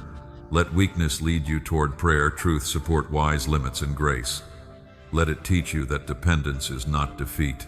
As you receive strength for today, you will not always receive a full explanation for tomorrow. The next part of this conversation will show you how to follow the light one step at a time, trusting the guidance available now without demanding to see the entire road ahead. My beloved child, you have learned that strength often comes quietly. It may be enough for one conversation, one responsibility, or one difficult day. Now I want you to understand how I guide you when tomorrow remains hidden. I do not always place the entire road before your eyes. Often I give enough light for the next faithful step. You may wish for certainty before you move. You want to know where the path leads, how long it will take, who will remain beside you, and whether the choice will succeed. My beloved child, I understand why your heart asks for these answers. Uncertainty can feel unsafe, yet demanding the whole future can become another way of trying to control what must be walked through trust. Think of a lamp carried along a dark road. It does not illuminate every mile. It reveals the ground near your feet. As you move, more becomes visible. My beloved child, daily guidance often works this way. The light you need for tomorrow may not arrive until tomorrow becomes today. The psalmist described my word as a lamp for the feet and a light for the path. A lamp does not show every turn at once. It helps the traveler avoid the next stone, recognize the next step, and continue without pretending the darkness has disappeared. Ask what is clear now. Perhaps you know that you need to tell the truth. Perhaps you need to finish a task, rest your body, ask for help, or stop returning to a conversation that repeatedly removes your peace. My beloved child, do not overlook a clear responsibility because you are searching for a dramatic sign about the future. My guidance often begins with ordinary obedience. Read the document in front of you. Make the appointment you have delayed. Keep the boundary you already know is necessary. Apologize where pride has kept you silent. Complete what you promised. These steps may feel small, but small faithfulness creates a path that fear cannot build. Do not confuse strong emotion with clear direction. Excitement can make an opportunity appear perfect. Fear can make a wise step appear dangerous. Loneliness can make unhealthy attention feel like belonging. My beloved child, let emotion speak, but do not let it become the only voice in the room. Bring the decision into prayer. Give your body time to settle. Write down what you know and what you are assuming. Ask a trustworthy person to help you see what you may have missed. Compare the choice with truth, integrity, healthy responsibility, and the character I am forming within you. Guidance does not always arrive as a sudden answer. It may grow through several conversations. It may become clearer after you gather information. It may appear when one option repeatedly requires secrecy, pressure, or compromise. My beloved child, clarity can be gradual without being absent. Patience often protects the answer from being distorted by urgency, pride, or fear. Remember how Philip was guided toward a road before he knew whom he would meet there. He obeyed the direction available, and understanding came while he was moving. You may also discover that the purpose of one step becomes visible only after you take it. This does not mean you should act recklessly.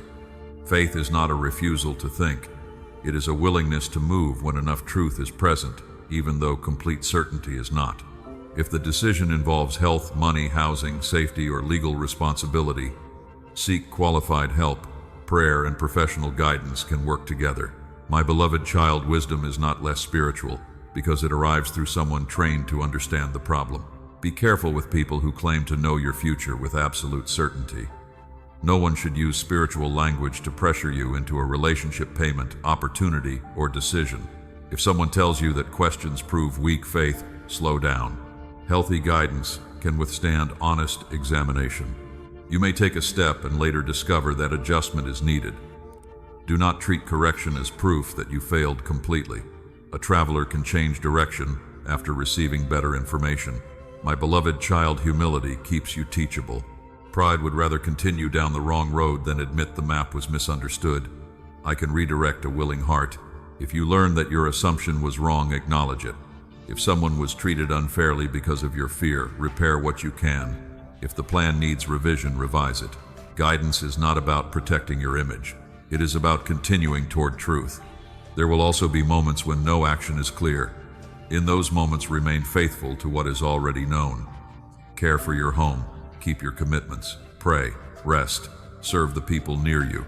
My beloved child, waiting for direction does not require abandoning daily life.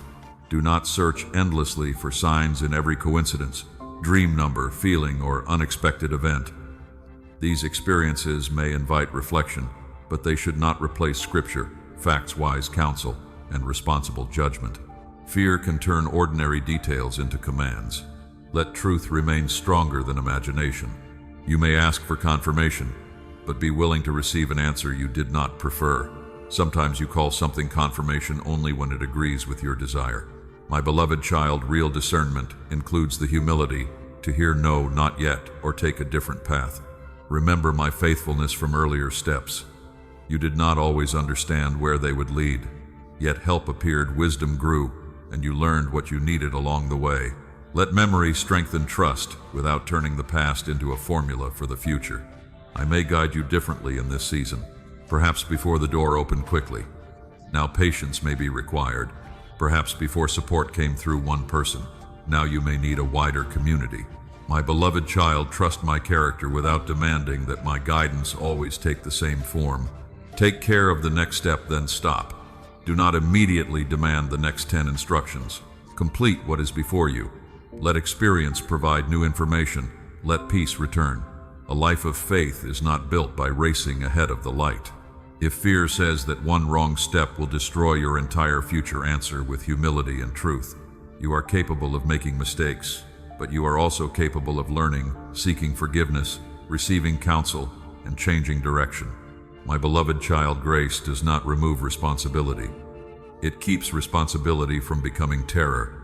You do not need perfect confidence. You need enough honesty to admit what you know, enough courage to act on it, and enough humility to remain teachable.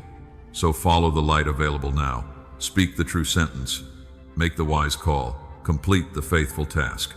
Wait where clarity has not yet formed. My beloved child, the path will not always become easy, but it can become clear enough for obedience. As you continue one step at a time, you will need a deeper foundation than certainty. The next part of this conversation will show you how to rest in my unchanging love, so your identity remains secure whether the road opens quickly, bends unexpectedly, or asks you to wait longer than you hoped. My beloved child, you have learned to follow the light available for the next step. Yet even faithful steps can feel uncertain when the road bends, the answer delays, or the direction changes. This is why you need a foundation deeper than certainty. Rest now fully in my unchanging love. Human approval changes quickly. One day someone may celebrate you. Another day the same person may misunderstand your choices. A door may open and make you feel valued, then close and make you question everything. My beloved child, your worth cannot safely rest on reactions that change, with mood pressure or convenience. My love is not strengthened when you succeed and weakened when you struggle. I do not move closer because you performed well and step away because you made a mistake. You were loved before you proved anything. Remember the words Paul wrote about nothing being able to separate those who belong to Christ from my love. He named trouble, hardship, danger, and uncertainty because love must be strong enough for real life. My beloved child, difficult seasons do not prove that I have stopped caring. Pain may change what you feel, but it does not change who I am. There will be days when your faith feels steady. Prayer will come easily. Scripture will comfort you. There will also be days when your words feel weak and your thoughts wander. Do not measure my nearness by the strength of your emotions. Come to me as you are. You do not need to create a spiritual version of yourself before you pray. Bring the confusion, disappointment, anger, and weariness. My beloved child, honest prayer is not disrespect. It is relationship. You may fear that one mistake has changed the way I see you. Perhaps you spoke harshly, ignored wisdom, returned to an unhealthy pattern, or delayed an action you knew was right. Do not hide. Bring the failure into truth. Grace does not call wrong behavior harmless. Grace gives you a way to confess, repair, learn, and continue. Peter denied knowing me. When fear became stronger than his promises, his failure was serious. Yet I did not leave him inside that moment forever. I met him again. I asked honest questions. I restored responsibility. My beloved child, love did not erase truth. Love made transformation possible after truth was faced. Let this teach you how to treat yourself after failure. Do not excuse what happened, but do not make shame your permanent home. Admit the choice. Repair what can be repaired. Seek forgiveness. Change the pattern. Then stop using yesterday as evidence that you are beyond growth. My beloved child, rest also means releasing the belief that you must keep proving your value to people. You may have spent years becoming useful so no one would leave. You carried more than your share, agreed when you wanted to say no, and stayed silent to avoid disappointing others. Love that requires you to abandon truth is not healthy love. Care that survives only when you have no boundaries is not safe care. My love does not ask you to disappear. It teaches you to become honest, responsible, compassionate, and free. You can serve without becoming controlled. You can give without ignoring your limits. You can forgive without restoring access before trust has been rebuilt. My beloved child, love and boundaries are not enemies. A strong boundary can protect the honesty that real love needs. Do not confuse rejection with the loss of your identity. Someone may decide not to continue a relationship. An organization may choose another person. A friend may misunderstand your growth. These experiences can hurt deeply, but they cannot rewrite what I have placed within you. Grieve what is lost. Do not pretend the door meant nothing, but after you grieve, return to truth. You are still capable of love, service, wisdom, creativity, and growth. My beloved child, one person's decision does not become the final definition of your life. Let my love calm the fear of tomorrow. You do not know every challenge ahead, but uncertainty does not mean you will face it without help. I will not promise that every circumstance will become easy. I will not tell you that every prayer will be answered in the form you prefer. My beloved child, love is not proven by a life without disappointment. It is revealed through presence, guidance, correction, comfort, and grace within the journey. Allow this love to change your obedience. Do not obey only because you are afraid of punishment or desperate to secure a blessing. Let gratitude become the motive. Speak truth because truth protects life. Forgive because bitterness imprisons the heart. Serve because love remains meaningful, even when no one applauds. Obedience from fear becomes anxious and controlling. Obedience from love becomes honest, teachable, and steady. My beloved child, I am not asking you to perform for affection. I am inviting you to respond to affection you have already received. Let my love change how you see other people. When you feel secure, you no longer need to compete with every success you witness. You can celebrate another person without believing their blessing diminished your future. You can listen without preparing a defense. You can correct without humiliating. Security also gives you courage to leave unhealthy situations. You do not need to remain where dignity is repeatedly denied simply to prove that you can love. My beloved child, love can release resentment while still choosing distance, support, and safety. Stay connected to trustworthy people. Isolation can make doubt louder. Let mature believers, wise friends, counselors, or pastors remind you of truth when your emotions become heavy. Community does not replace my presence. It can become one way my care reaches you. Rest in ordinary ways too. Sleep when you can. Eat, breathe, walk outside. Sit quietly without turning every pause into a problem to solve. My beloved child, Your body needs to experience what your spirit is learning. You are allowed to stop striving for a little while. When anxious thoughts return, answer them gently. Say that your future is uncertain but your worth is not. Say that you made a mistake but grace still invites repair. Say that someone left but love has not disappeared from the world. Say that the road changed but purpose can continue. Return to these truths as often as needed. Rest is not a single emotional moment. It is a repeated decision to place your identity in something more stable than circumstances, performance, or approval. My beloved child, you are loved while learning. You are loved while waiting. You are loved while healing.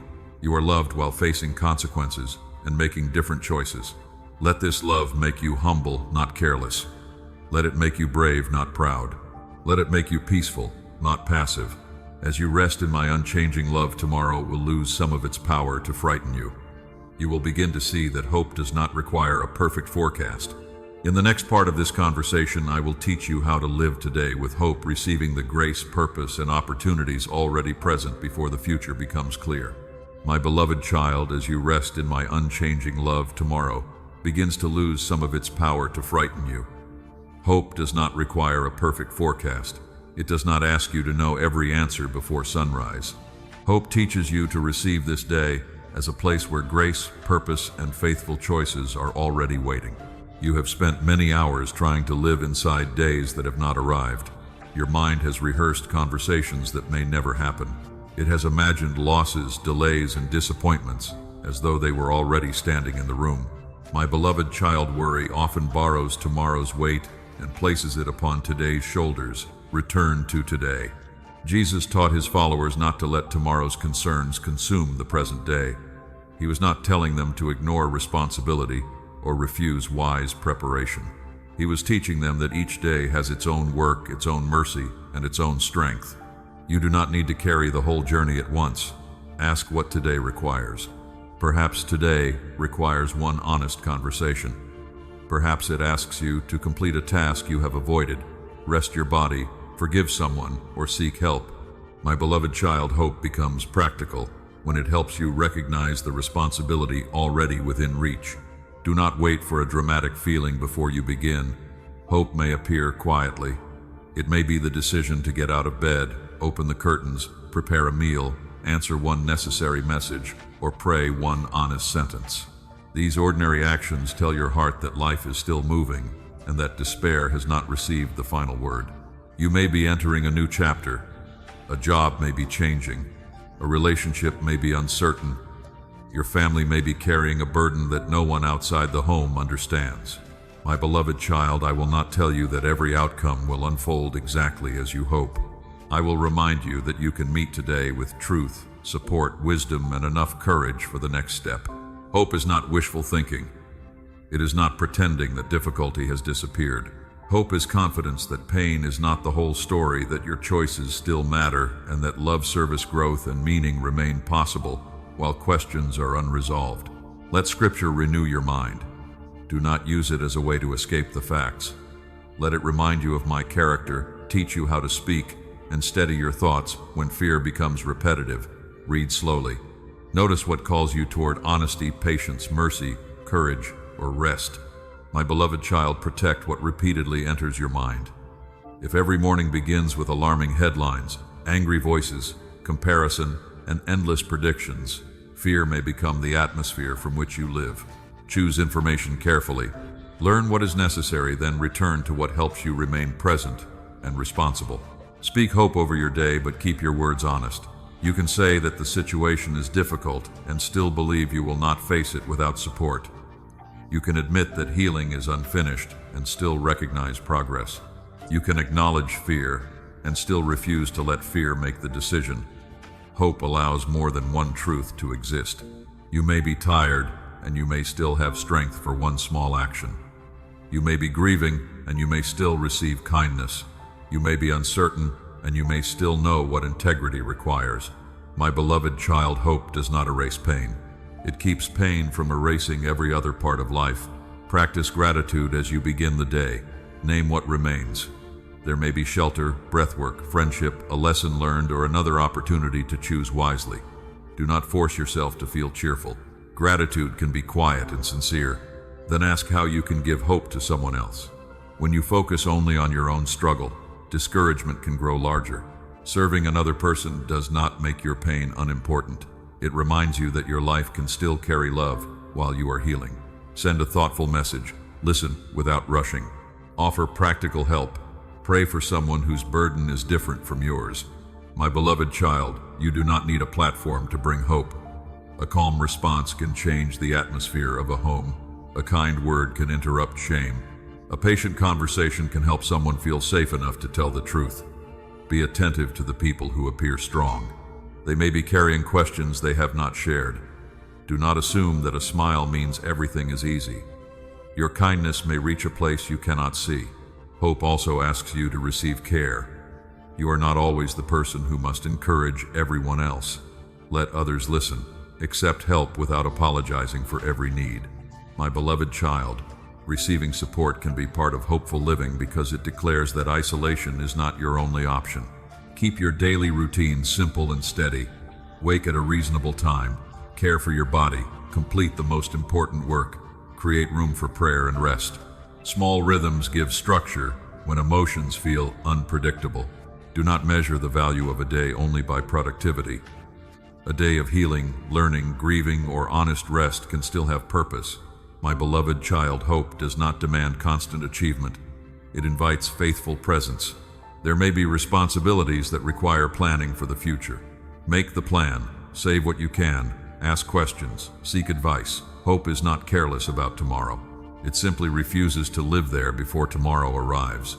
When your mind returns to worst possibilities, bring it back gently. Ask what is known. Ask what action is available. Ask whether the thought is useful or only frightening. My beloved child, you do not need to argue with every anxious thought. You can notice it, return to truth, and continue. Choose one faithful action before the day ends. Keep it clear and realistic. Make the call. Read the page. Take the walk. Prepare the document. Tell someone you need support. One completed action can restore a sense of direction when the future feels too large. At night, release what remains unfinished. You are not meant to complete an entire life in one day. Write down what needs attention later. Give thanks for one moment of grace. Let your body rest. My beloved child, living with hope means receiving today's grace without demanding tomorrow's guarantees. It means choosing prayer over panic service, over isolation, gratitude over constant complaint, and present responsibility over borrowed fear. Some days will feel stronger than others. Do not judge the entire journey by one difficult morning. Return again. Hope grows through repeated return. As you practice hope one day at a time, your life will become a journey of endurance. You will learn that endurance grows through ordinary obedience, patient recovery, community, and trust renewed after every difficult mile. There will be smooth ground and difficult stretches, moments of joy and seasons of weariness. In the next part of this conversation, I will teach you how to finish the race with faith. Keep moving without comparing your pace and remain faithful when the road becomes long. My beloved child, hope has taught you to receive one day at a time. Now, daily hope must become endurance. A long journey is not completed by one moment. It is completed through ordinary faithfulness, recovery, and the decision to keep walking when the road feels longer than expected. Scripture compares the life of faith to a race. This race is not a competition against another person. You are not asked to outrun their calling, imitate their pace, or measure your progress by what they have achieved. My beloved child, you are called to remain faithful on the path placed before you. Some parts will feel light. Prayer will come easily. Encouragement will appear at the right moment. You will recognize progress and feel grateful for your progress. Other parts will feel slow. Your body may be tired. The answer may remain delayed. The work may seem unnoticed. Do not judge the whole race by one difficult mile. Endurance does not mean pretending you are never tired. It means learning what to do with weariness before weariness wins. Rest when your body needs rest. Speak honestly when your heart needs support. Adjust your pace. My beloved child, slowing down is not the same as turning back. A runner who refuses water, rest, or guidance may appear strong for a moment and collapse before the finish. In the same way, endurance is not built through constant strain. It grows through prayer, healthy rhythms, honest community, and enough humility to receive help. Remember Elijah when exhaustion convinced him that he was alone and unable to continue. I did not begin by shaming him. He received food, rest, presence, and clearer perspective. My beloved child, sometimes the next faithful act is not another effort. It is allowing your strength to be restored. Pay attention to the weight you are carrying. Some burdens belong. Responsibility, grief, discipline, and difficult truth may require real strength. Other burdens were added by fear, comparison, bitterness, or the need to please everyone. Release what does not help you run faithfully. Comparison is one of the heaviest weights. It makes you watch another person's pace until you forget your own direction. Someone may appear farther ahead. They may have received recognition, healing opportunity, or stability that you still desire. My beloved child, you do not know every part of their road. Their progress does not diminish your faithfulness. Return your attention to the ground beneath your feet. Ask what is required now.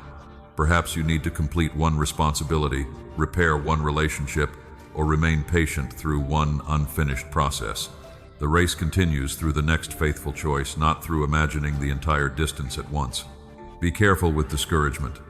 It often speaks after effort has not produced visible results.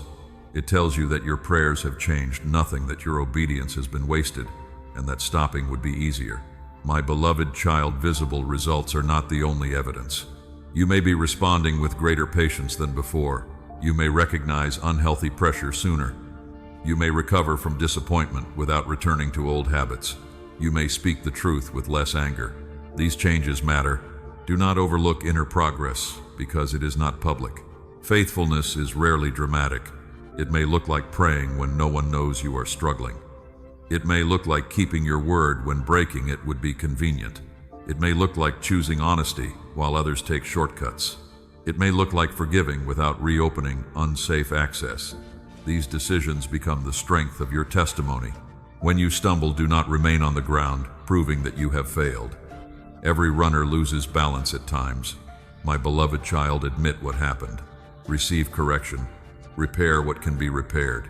Then rise and continue with greater wisdom. Grace is not permission to ignore mistakes. It is the strength to face them without making them your permanent identity. Peter stumbled through fear, pride, and misunderstanding. Yet his story continued because he returned, listened, and accepted responsibility. Your setback does not have to become the final chapter. It can become a place where humility deepens and dependence becomes more honest. Keep disciplines. Pray even when emotion is quiet. Read scripture slowly. Remain connected to trustworthy people. Care for your body. Serve when you have the capacity. Rest without guilt. My beloved child, these ordinary practices become rails that keep you moving when motivation changes. Do not build your faith only on moments of inspiration. Strong emotion can begin a commitment, but repeated obedience carries it through changing seasons. Some mornings you will feel ready. Other mornings you will simply choose what is right without a powerful feeling. Both can be faithful. Stay close to people who encourage endurance rather than performance. You need companions who can celebrate progress, tell you the truth, and remind you to rest. Avoid voices that make every struggle a sign of failure or every delay proof that you lack faith. Healthy community helps you keep perspective. There may be times when you need professional support. A counselor, doctor, pastor, recovery group, or trusted advisor may help you continue through burdens that cannot be carried by determination alone. My beloved child, receiving help does not remove faith from the journey. It may become one way faith protects your life. Do not confuse perseverance with remaining in harm. If a situation is abusive, dangerous, coercive, or destructive, endurance may mean seeking safety, setting a boundary, or leaving with support. You are not required to stay exposed in order to prove spiritual strength. Faithfulness follows truth, not fear. Keep your eyes on Christ rather than applause. People may notice your progress or they may not. Some will understand your choices. Others may criticize what they cannot see. My beloved child, the finish is not reached through public approval. It is reached through a life that keeps returning to love, truth, humility, and obedience. Ask yourself what you want to be carrying at the end of this season. Not only what you want to have achieved, but who you want to have become. More patient, more honest, more compassionate, more courageous. more willing to listen, more secure in love. Let that vision guide your pace. Celebrate small milestones. Thank me for the day you responded differently, the boundary you kept, the prayer you offered, or the help you accepted. Celebration gives the heart evidence that the journey is moving even when the finish remains distant. My beloved child, you do not need to run perfectly. You need to continue faithfully. When you are strong, walk with gratitude. When you are tired, receive support. When you fall, rise with humility. When the road becomes unclear, return to the next honest step. Your endurance will speak to people who are watching. They may learn courage from the way you recover, patience from the way you wait, and hope from the way you continue, without pretending life is easy. In the next part of this conversation, I will show you how your daily choices can reflect Christ. You will learn how love, truth, service, forgiveness, and quiet integrity can become a living message to the people around you. My beloved child, your endurance has already begun speaking to people around you. They may not know every prayer you have prayed, yet they can see patience growing where fear once ruled. They can see hope remaining even when life is not easy. This is how your life begins to reflect Christ. It is not only through the words you speak in prayer, it is through the way you treat people under pressure. My beloved child, faith becomes visible when love remains present in difficult moments. Jesus said that people would recognize his followers by their love. This love is not shallow politeness. It is not agreeing with everything or avoiding every conflict. It is the courage to seek another person's good while remaining rooted in truth. Let love shape your tone. You may need to correct someone, state a boundary, or address behavior that caused harm. Speak clearly without trying to humiliate. Do not use another person's weakness to make yourself feel stronger. My beloved child, truth loses its beauty when it is carried by cruelty. At the same time, do not confuse love with silence. If something is dishonest, unsafe, or destructive, name it wisely. If a relationship requires accountability, ask for it. If a person repeatedly ignores your boundaries, create distance. Christ-like love does not require cooperation with harm. Look at the way Jesus met people. He offered compassion to those who were ashamed, but he also invited them toward change. He confronted hypocrisy without losing sight of human dignity. My beloved child, reflecting Christ means carrying both mercy and courage. Let your life reflect Christ through service. You do not need a large platform. Service may look like noticing who feels left out, listening without checking your phone, or helping someone complete a difficult task. Small acts of care reach places speeches cannot touch, but service must remain healthy. You are not called to rescue everyone, carry every burden, or ignore your limits. Ask what help is truly useful. Sometimes love gives, sometimes love teaches responsibility. Sometimes love says that you cannot continue doing what another person must learn to do. Let humility shape your service. Do not treat people as projects. Listen before assuming you know what they need. Ask instead of controlling. My beloved child, dignity grows when help is offered with respect. Let your life reflect Christ through forgiveness. You may carry memories of words that wounded you, promises that were broken, or trust that was misused. Forgiveness does not call these things acceptable. It does not erase consequences or force reconciliation. It releases the desire to make another person suffer in order to prove that your pain mattered.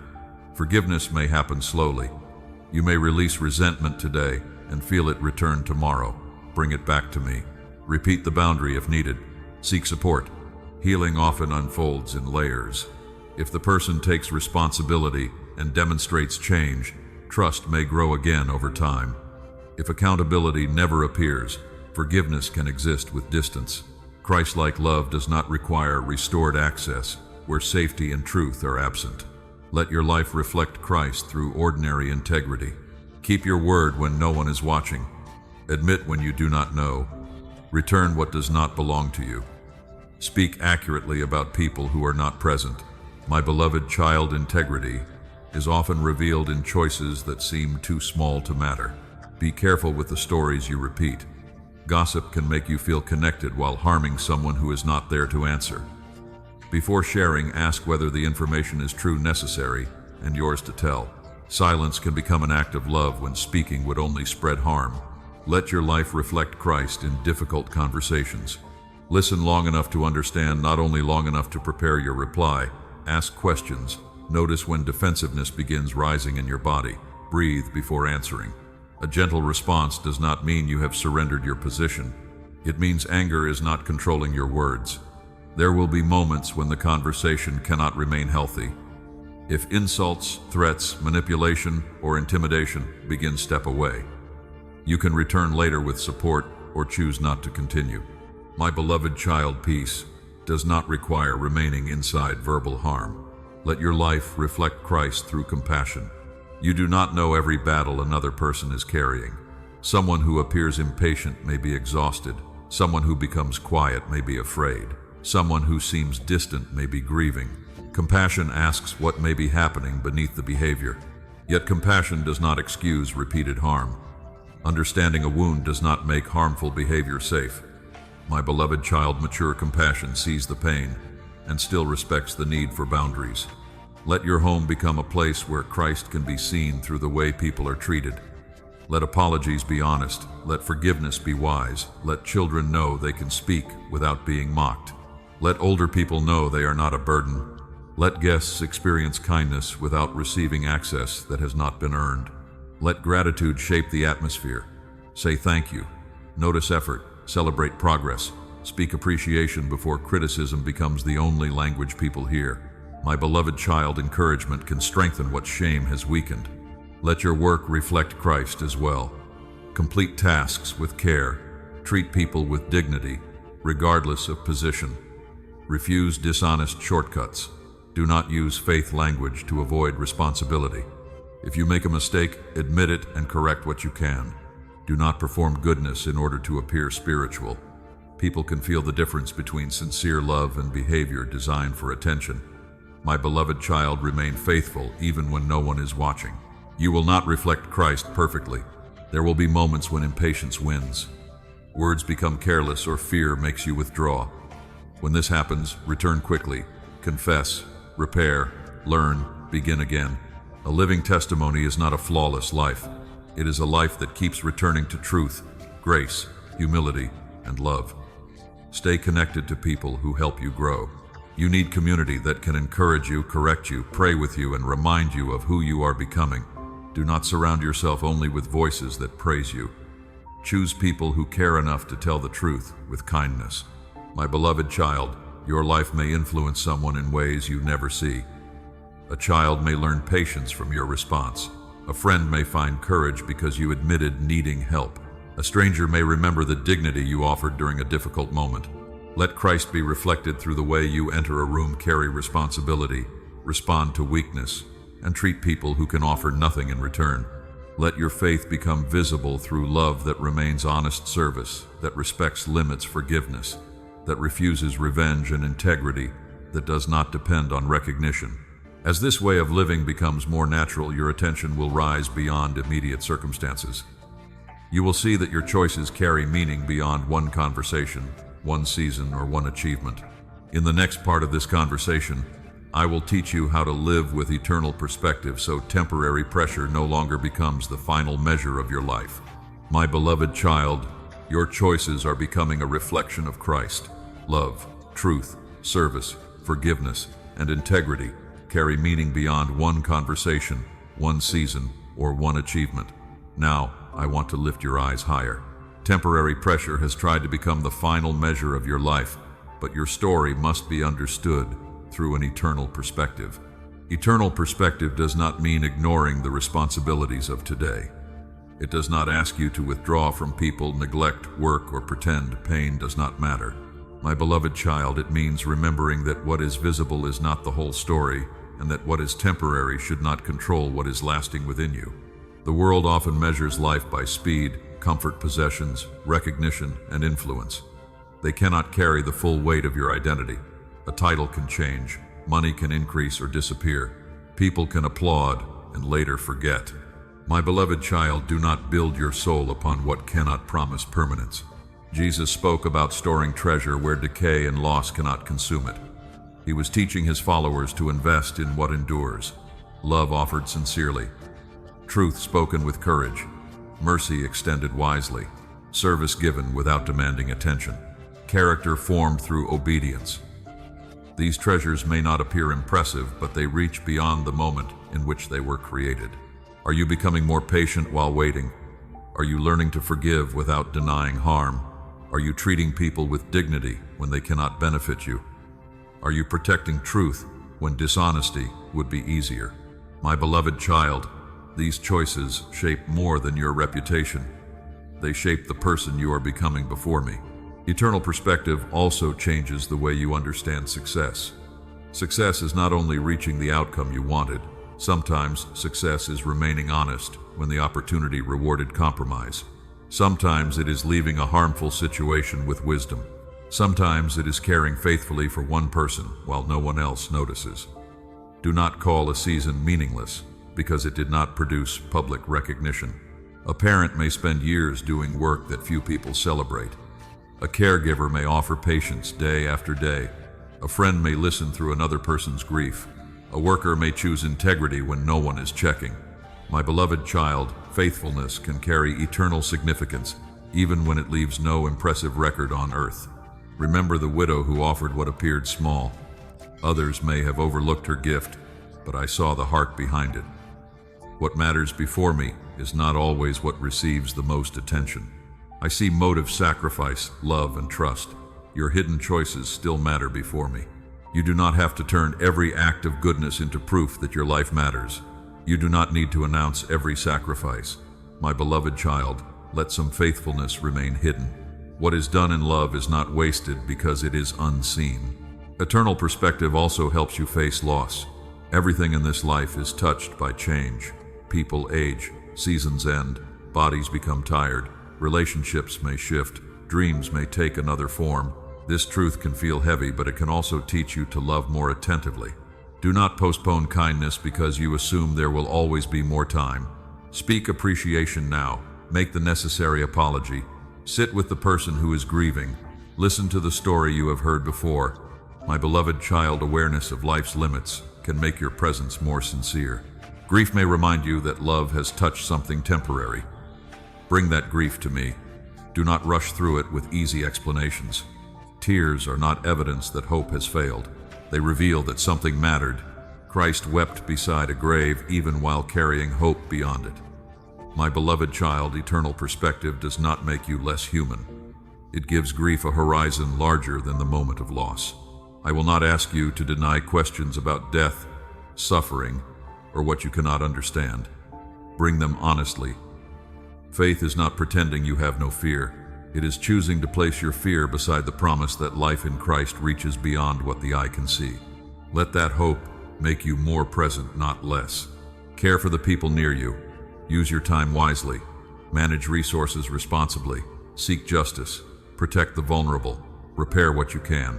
My beloved child, eternal hope does not excuse neglect of the earth beneath your feet. It gives deeper purpose to faithful action here. Do not become so focused on future hope that you ignore someone who needs kindness today.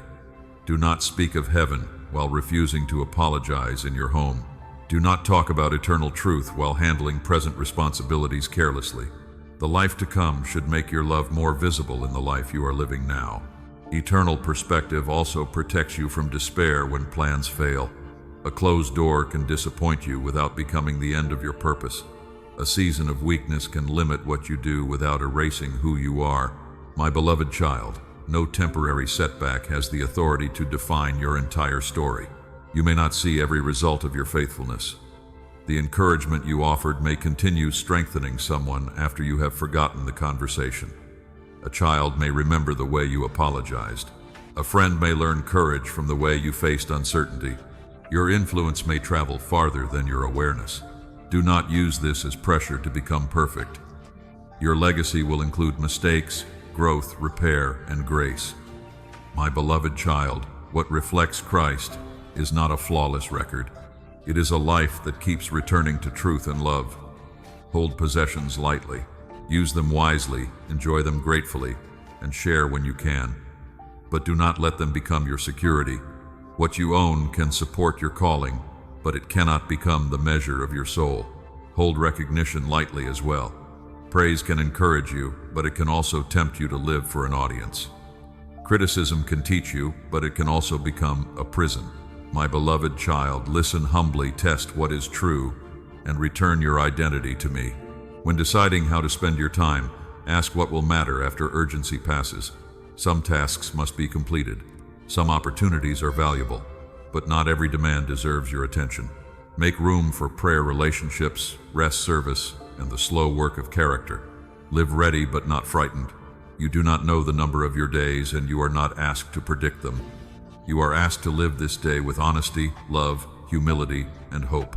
My beloved child, let eternal perspective make you courageous enough to release what cannot last and faithful enough to care for what has been entrusted to you now. Let it free you from measuring life only through comfort, applause, or visible achievement. As you look beyond the temporary, you will begin to recognize a thread running through every season you have survived. In the next part of this conversation, I will help you remember my faithfulness through joy, waiting, weakness, loss, correction, and new beginnings. So gratitude can prepare your heart for the final dedication ahead. My beloved child, eternal perspective has lifted your eyes beyond the pressure of one moment. Now look back and notice the thread running through every season. Joy, waiting, weakness, loss, correction, closed doors, and new beginnings have not all felt the same. Yet through each one, my faithfulness has remained. You may not have recognized it while you were inside the hardest days. Pain can narrow your vision. Fear can make one unanswered question feel larger than every previous mercy. My beloved child, this is why remembrance matters. Memory can become a shelter when the present feels uncertain. Think about the seasons when joy came easily. A prayer was answered, a relationship was restored, an opportunity opened, strength returned. You thanked me because the evidence felt clear. I was also present in the seasons that felt quiet. I was present when the answer did not arrive on your schedule. I was present when you had to repeat the same prayer with fewer words. I was present when you kept working without recognition, cared for someone while tired, and chose honesty, even though compromise seemed easier. My beloved child, faithfulness is not measured only by immediate relief. Sometimes my care appeared through a closed door. You may have called it rejection because you could not see what was beyond it. Later, you recognized that the opportunity demanded a price your soul should not have paid. The relationship required you to abandon dignity. The timing would have placed something heavy into hands, still learning how to carry it. Some doors closed because people made choices, circumstances changed, or loss entered your life. I will not ask you to call every ending good, but even there, my faithfulness could meet you through comfort, truth, support, and the courage to begin again. Remember the prayers that were answered differently than you expected. You asked for the situation to change, and instead you received strength to endure it. You asked for certainty, and instead you received enough light for the next step. You asked for someone to return, and instead you learned how to live without abandoning yourself. My beloved child, a different answer is not always an absent answer. There were also prayers that remain unresolved. Do not force a meaning you have not been given. You are allowed to say that you do not understand. Faithfulness does not require pretending every mystery has become clear. It means remembering that confusion has not removed you from my presence. Look at the ways you were carried. A friend called at the right time. A counselor helped you name what you had been hiding. A doctor offered care. A pastor reminded you of truth. A family member brought practical help. A stranger showed unexpected kindness. My beloved child, support often arrived through ordinary hands. The people who stood beside you were not perfect. Some misunderstood. Some could only help for a season. Yet even limited kindness can become part of a larger story of faithfulness. Remember the strength that appeared inside weakness. There were days when you believed you had nothing left. Yet you completed one responsibility, told one honest truth, asked for help, or chose rest instead of collapse. That strength may not have felt impressive, but it was enough for the day. Remember how correction protected you. You may not have welcomed it at first. A trusted person challenged your behavior. A consequence revealed what pride had hidden. A mistake exposed a pattern that could no longer be ignored. Correction felt uncomfortable because growth often begins where excuses end. My faithfulness was not only in comfort, it was also in truth. I loved you enough to bring hidden things into the light. I invited you to apologize, repair, change direction, and become more honest. My beloved child, mercy does not always remove consequences. Sometimes mercy uses consequences to stop a deeper destruction. Remember the seasons of grief. You lost something that mattered. A relationship ended. A dream changed form. A person you loved was no longer present in the same way. Grief did not move quickly, and easy words could not repair it. Yet you kept breathing. You learned to carry memory without allowing sorrow to erase all meaning. I was present in the quiet room, the unfinished sentence, and the tears that returned unexpectedly. My beloved child, I did not demand that you hurry. Faithfulness sometimes looked like giving you space to grieve honestly and placing people near you who could sit without trying to explain everything. Remember the new beginnings that followed. They may not have looked dramatic. A new beginning may have been the first morning you woke with less heaviness. It may have been the day you laughed without guilt, made a plan, trusted someone again, or felt curious about the future. Do not overlook gradual restoration. A field does not become green in one moment. First, the ground softens, then a small shoot appears. My beloved child, much of my work in you has unfolded through quiet beginnings that required patience before they became visible. Create a practice of remembrance. Write down what you have learned. Record specific moments of help, correction, provision, courage, and peace. Do not create a perfect story. Include the questions that remain. Honest remembrance is stronger than a polished testimony. Tell trusted people what you have seen. Share the lesson without exaggeration. Your story does not need dramatic claims to carry hope. Speak about the strength that came, the boundary you learned, the support you received, and the truth that changed your direction. My beloved child, remembrance can become service. Someone else may be standing in a season that resembles one you survived. Your honesty can remind them that growth is possible, support matters, and one difficult chapter does not define the whole life. Be careful not to turn past faithfulness into a formula. What helped before may not appear in the same way again. One season brought quick clarity, another may require longer patience. One answer came through a friend, another may come through professional guidance, silence, or a changed plan. When fear tells you that you have never been helped, answer with memory. When shame says you have never changed, remember the patterns you no longer obey. When discouragement says nothing good is grown, look at the courage, discernment, compassion, and patience now present within you. My beloved child, you are not who you were at the beginning of this journey. You have learned to sit still, recognize hidden work, let delay prepare you, trust what you cannot see, release anxiety, understand, close doors, receive transformation, practice gratitude, take courageous steps, welcome peace, wait, actively find. Strength in weakness, follow the light. Rest in love, live with. Hope, endure faithfully. Reflect Christ, and see life through eternity. Now remembrance is preparing you for dedication. You do not need to carry the future with fear. You can carry forward the lessons, boundaries, gratitude, and trust formed through every season. In the final part of this conversation, I will help you dedicate what comes next. Pray over the road ahead and walk forward with humility, courage, peace, and a heart that remembers my faithfulness. My beloved child, remembrance has prepared your heart for this final dedication. You have seen my faithfulness through stillness, delay, correction, weakness, grief, courage, and new beginnings. Now turn toward the future without carrying it as a burden you must control. You do not need every detail before you walk forward. Dedicate the road to me as it is.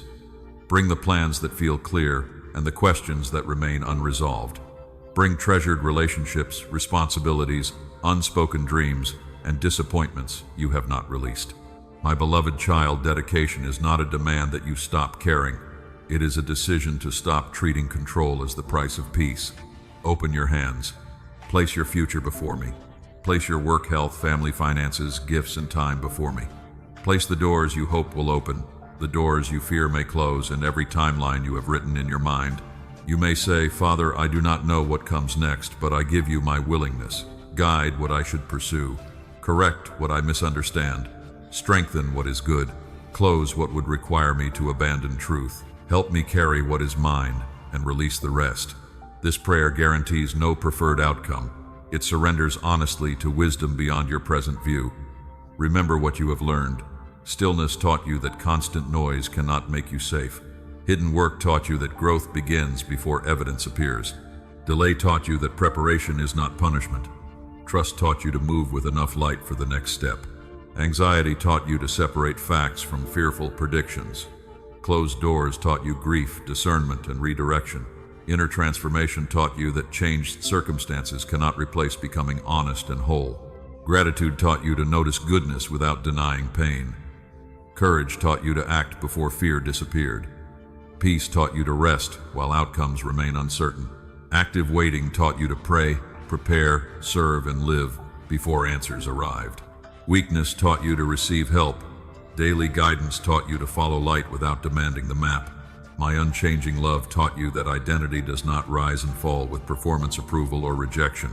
Hope taught you to live today. Endurance taught you to recover and continue. Reflecting Christ taught you that love becomes visible through truth, service, forgiveness, boundaries, and integrity. Eternal perspective taught you to invest in what remains after applause and pressure pass. Remembrance has gathered these lessons into one truth. My beloved child, you have not walked this road alone. Every lesson now becomes a seed you can carry into work, relationships, decisions, and the quiet moments when no one else is watching closely. Now let what you have learned become practice. Do not leave only feeling inspired. Choose one faithful action that belongs to your life today. Keep it simple and honest. Make the appointment, offer the apology, complete the application, begin the healthy routine, ask for guidance, set the necessary boundary, return to prayer, rest your body, help the person already near you. One action can become where dedication takes root. Do not choose many actions because one looks too small. Faithfulness is not measured by overwhelm. Complete what is clear, then let tomorrow bring its own instruction. As you move, remain responsible. Surrender never excuses carelessness. Pray but also prepare. Trust but read what you sign. Forgive but do not ignore repeated harm. Give generously but keep wise limits. Seek peace but do not use peace to avoid necessary truth. My beloved child, faith and wisdom belong together. Setbacks may come, a plan may change. Someone may misunderstand you. A door may stay closed longer. When this happens, do not assume the dedication failed. Return to truth. Breathe, pray, gather facts, seek counsel, take the next faithful step. You will not walk perfectly. You may react from fear, become impatient, or revisit an old pattern. When you recognize it, come back quickly. Confess without hiding, repair without excuses. Receive grace without becoming careless. Begin again without turning one mistake into your identity. Let humility travel with you. You do not know everything and you do not need to pretend. Ask questions. Listen to wise people. Learn from deeper experience. Let correction refine rather than threaten you. A teachable heart can change direction before pride creates deeper harm. Let courage travel with you. Speak when truth requires a voice. Leave when safety requires distance. Stay when responsibility requires patience. Begin when fear calls you late. Ask for help when isolation says you should manage alone. Let peace travel with you. Protect your attention. Create room for prayer, sleep, nourishment, work, and honest connection. Do not admit every message, opinion, or prediction without examination. Peace grows as you choose which voices deserve authority within you. Let love travel with you. Treat people as human beings, not obstacles or sources of approval. Listen, encourage, correct with dignity. Forgive without surrendering wisdom. Serve without needing applause. Receive care without shame. Let relationships hold truth and kindness together. My beloved child, I bless you with humble courage, steady peace, teachable wisdom, and hope that survives unfinished answers. I bless your mind with clarity when fear grows loud. I bless your body with permission to rest. I bless your words with honesty and gentleness. I bless your decisions with patience. I bless your relationships with discernment, compassion, accountability, and healthy boundaries. I bless your work not with effortless success, but with purpose, integrity, and willingness to learn. I bless your waiting with presence, your grief with comfort, and your new beginnings with humility and courage. Now pray with me. Father, I dedicate my future to you. I surrender the plans I can see and the outcomes I cannot control. Teach me to recognize what is mine to do. Give me courage for the next step, patience for unfinished work, and wisdom to seek help. Keep my heart soft without making me careless. Keep my boundaries strong without making me bitter. Help me love honestly, serve responsibly, forgive wisely, and stay rooted in truth. When I become afraid, remind me of your faithfulness. When I become tired, teach me to rest and receive support. Use my ordinary choices to reflect Christ. Let my words bring clarity, my presence bring peace, and my actions carry compassion. Correct me when I wander, restore me when I fall. Guide me one step at a time. My beloved child, rise now with this prayer in your heart. You are not being sent into a perfect future. You are being sent into real life, where grace, responsibility, uncertainty, love, and opportunity meet you. Walk forward without rushing or shame. Carry the lessons, release the weight, and keep your hands open. Let faith guide your next step. Love, shape your relationships. Truth, guard your decisions, and peace, steady your heart. The future is not yours to control, but this moment is yours to live. Go now, my beloved child. Walk with humility, courage, wisdom, and compassion. When the road becomes unclear, remember what you have learned. Sit still, listen, receive light for one step. Then rise and continue, knowing that my faithful presence will meet you in every season ahead.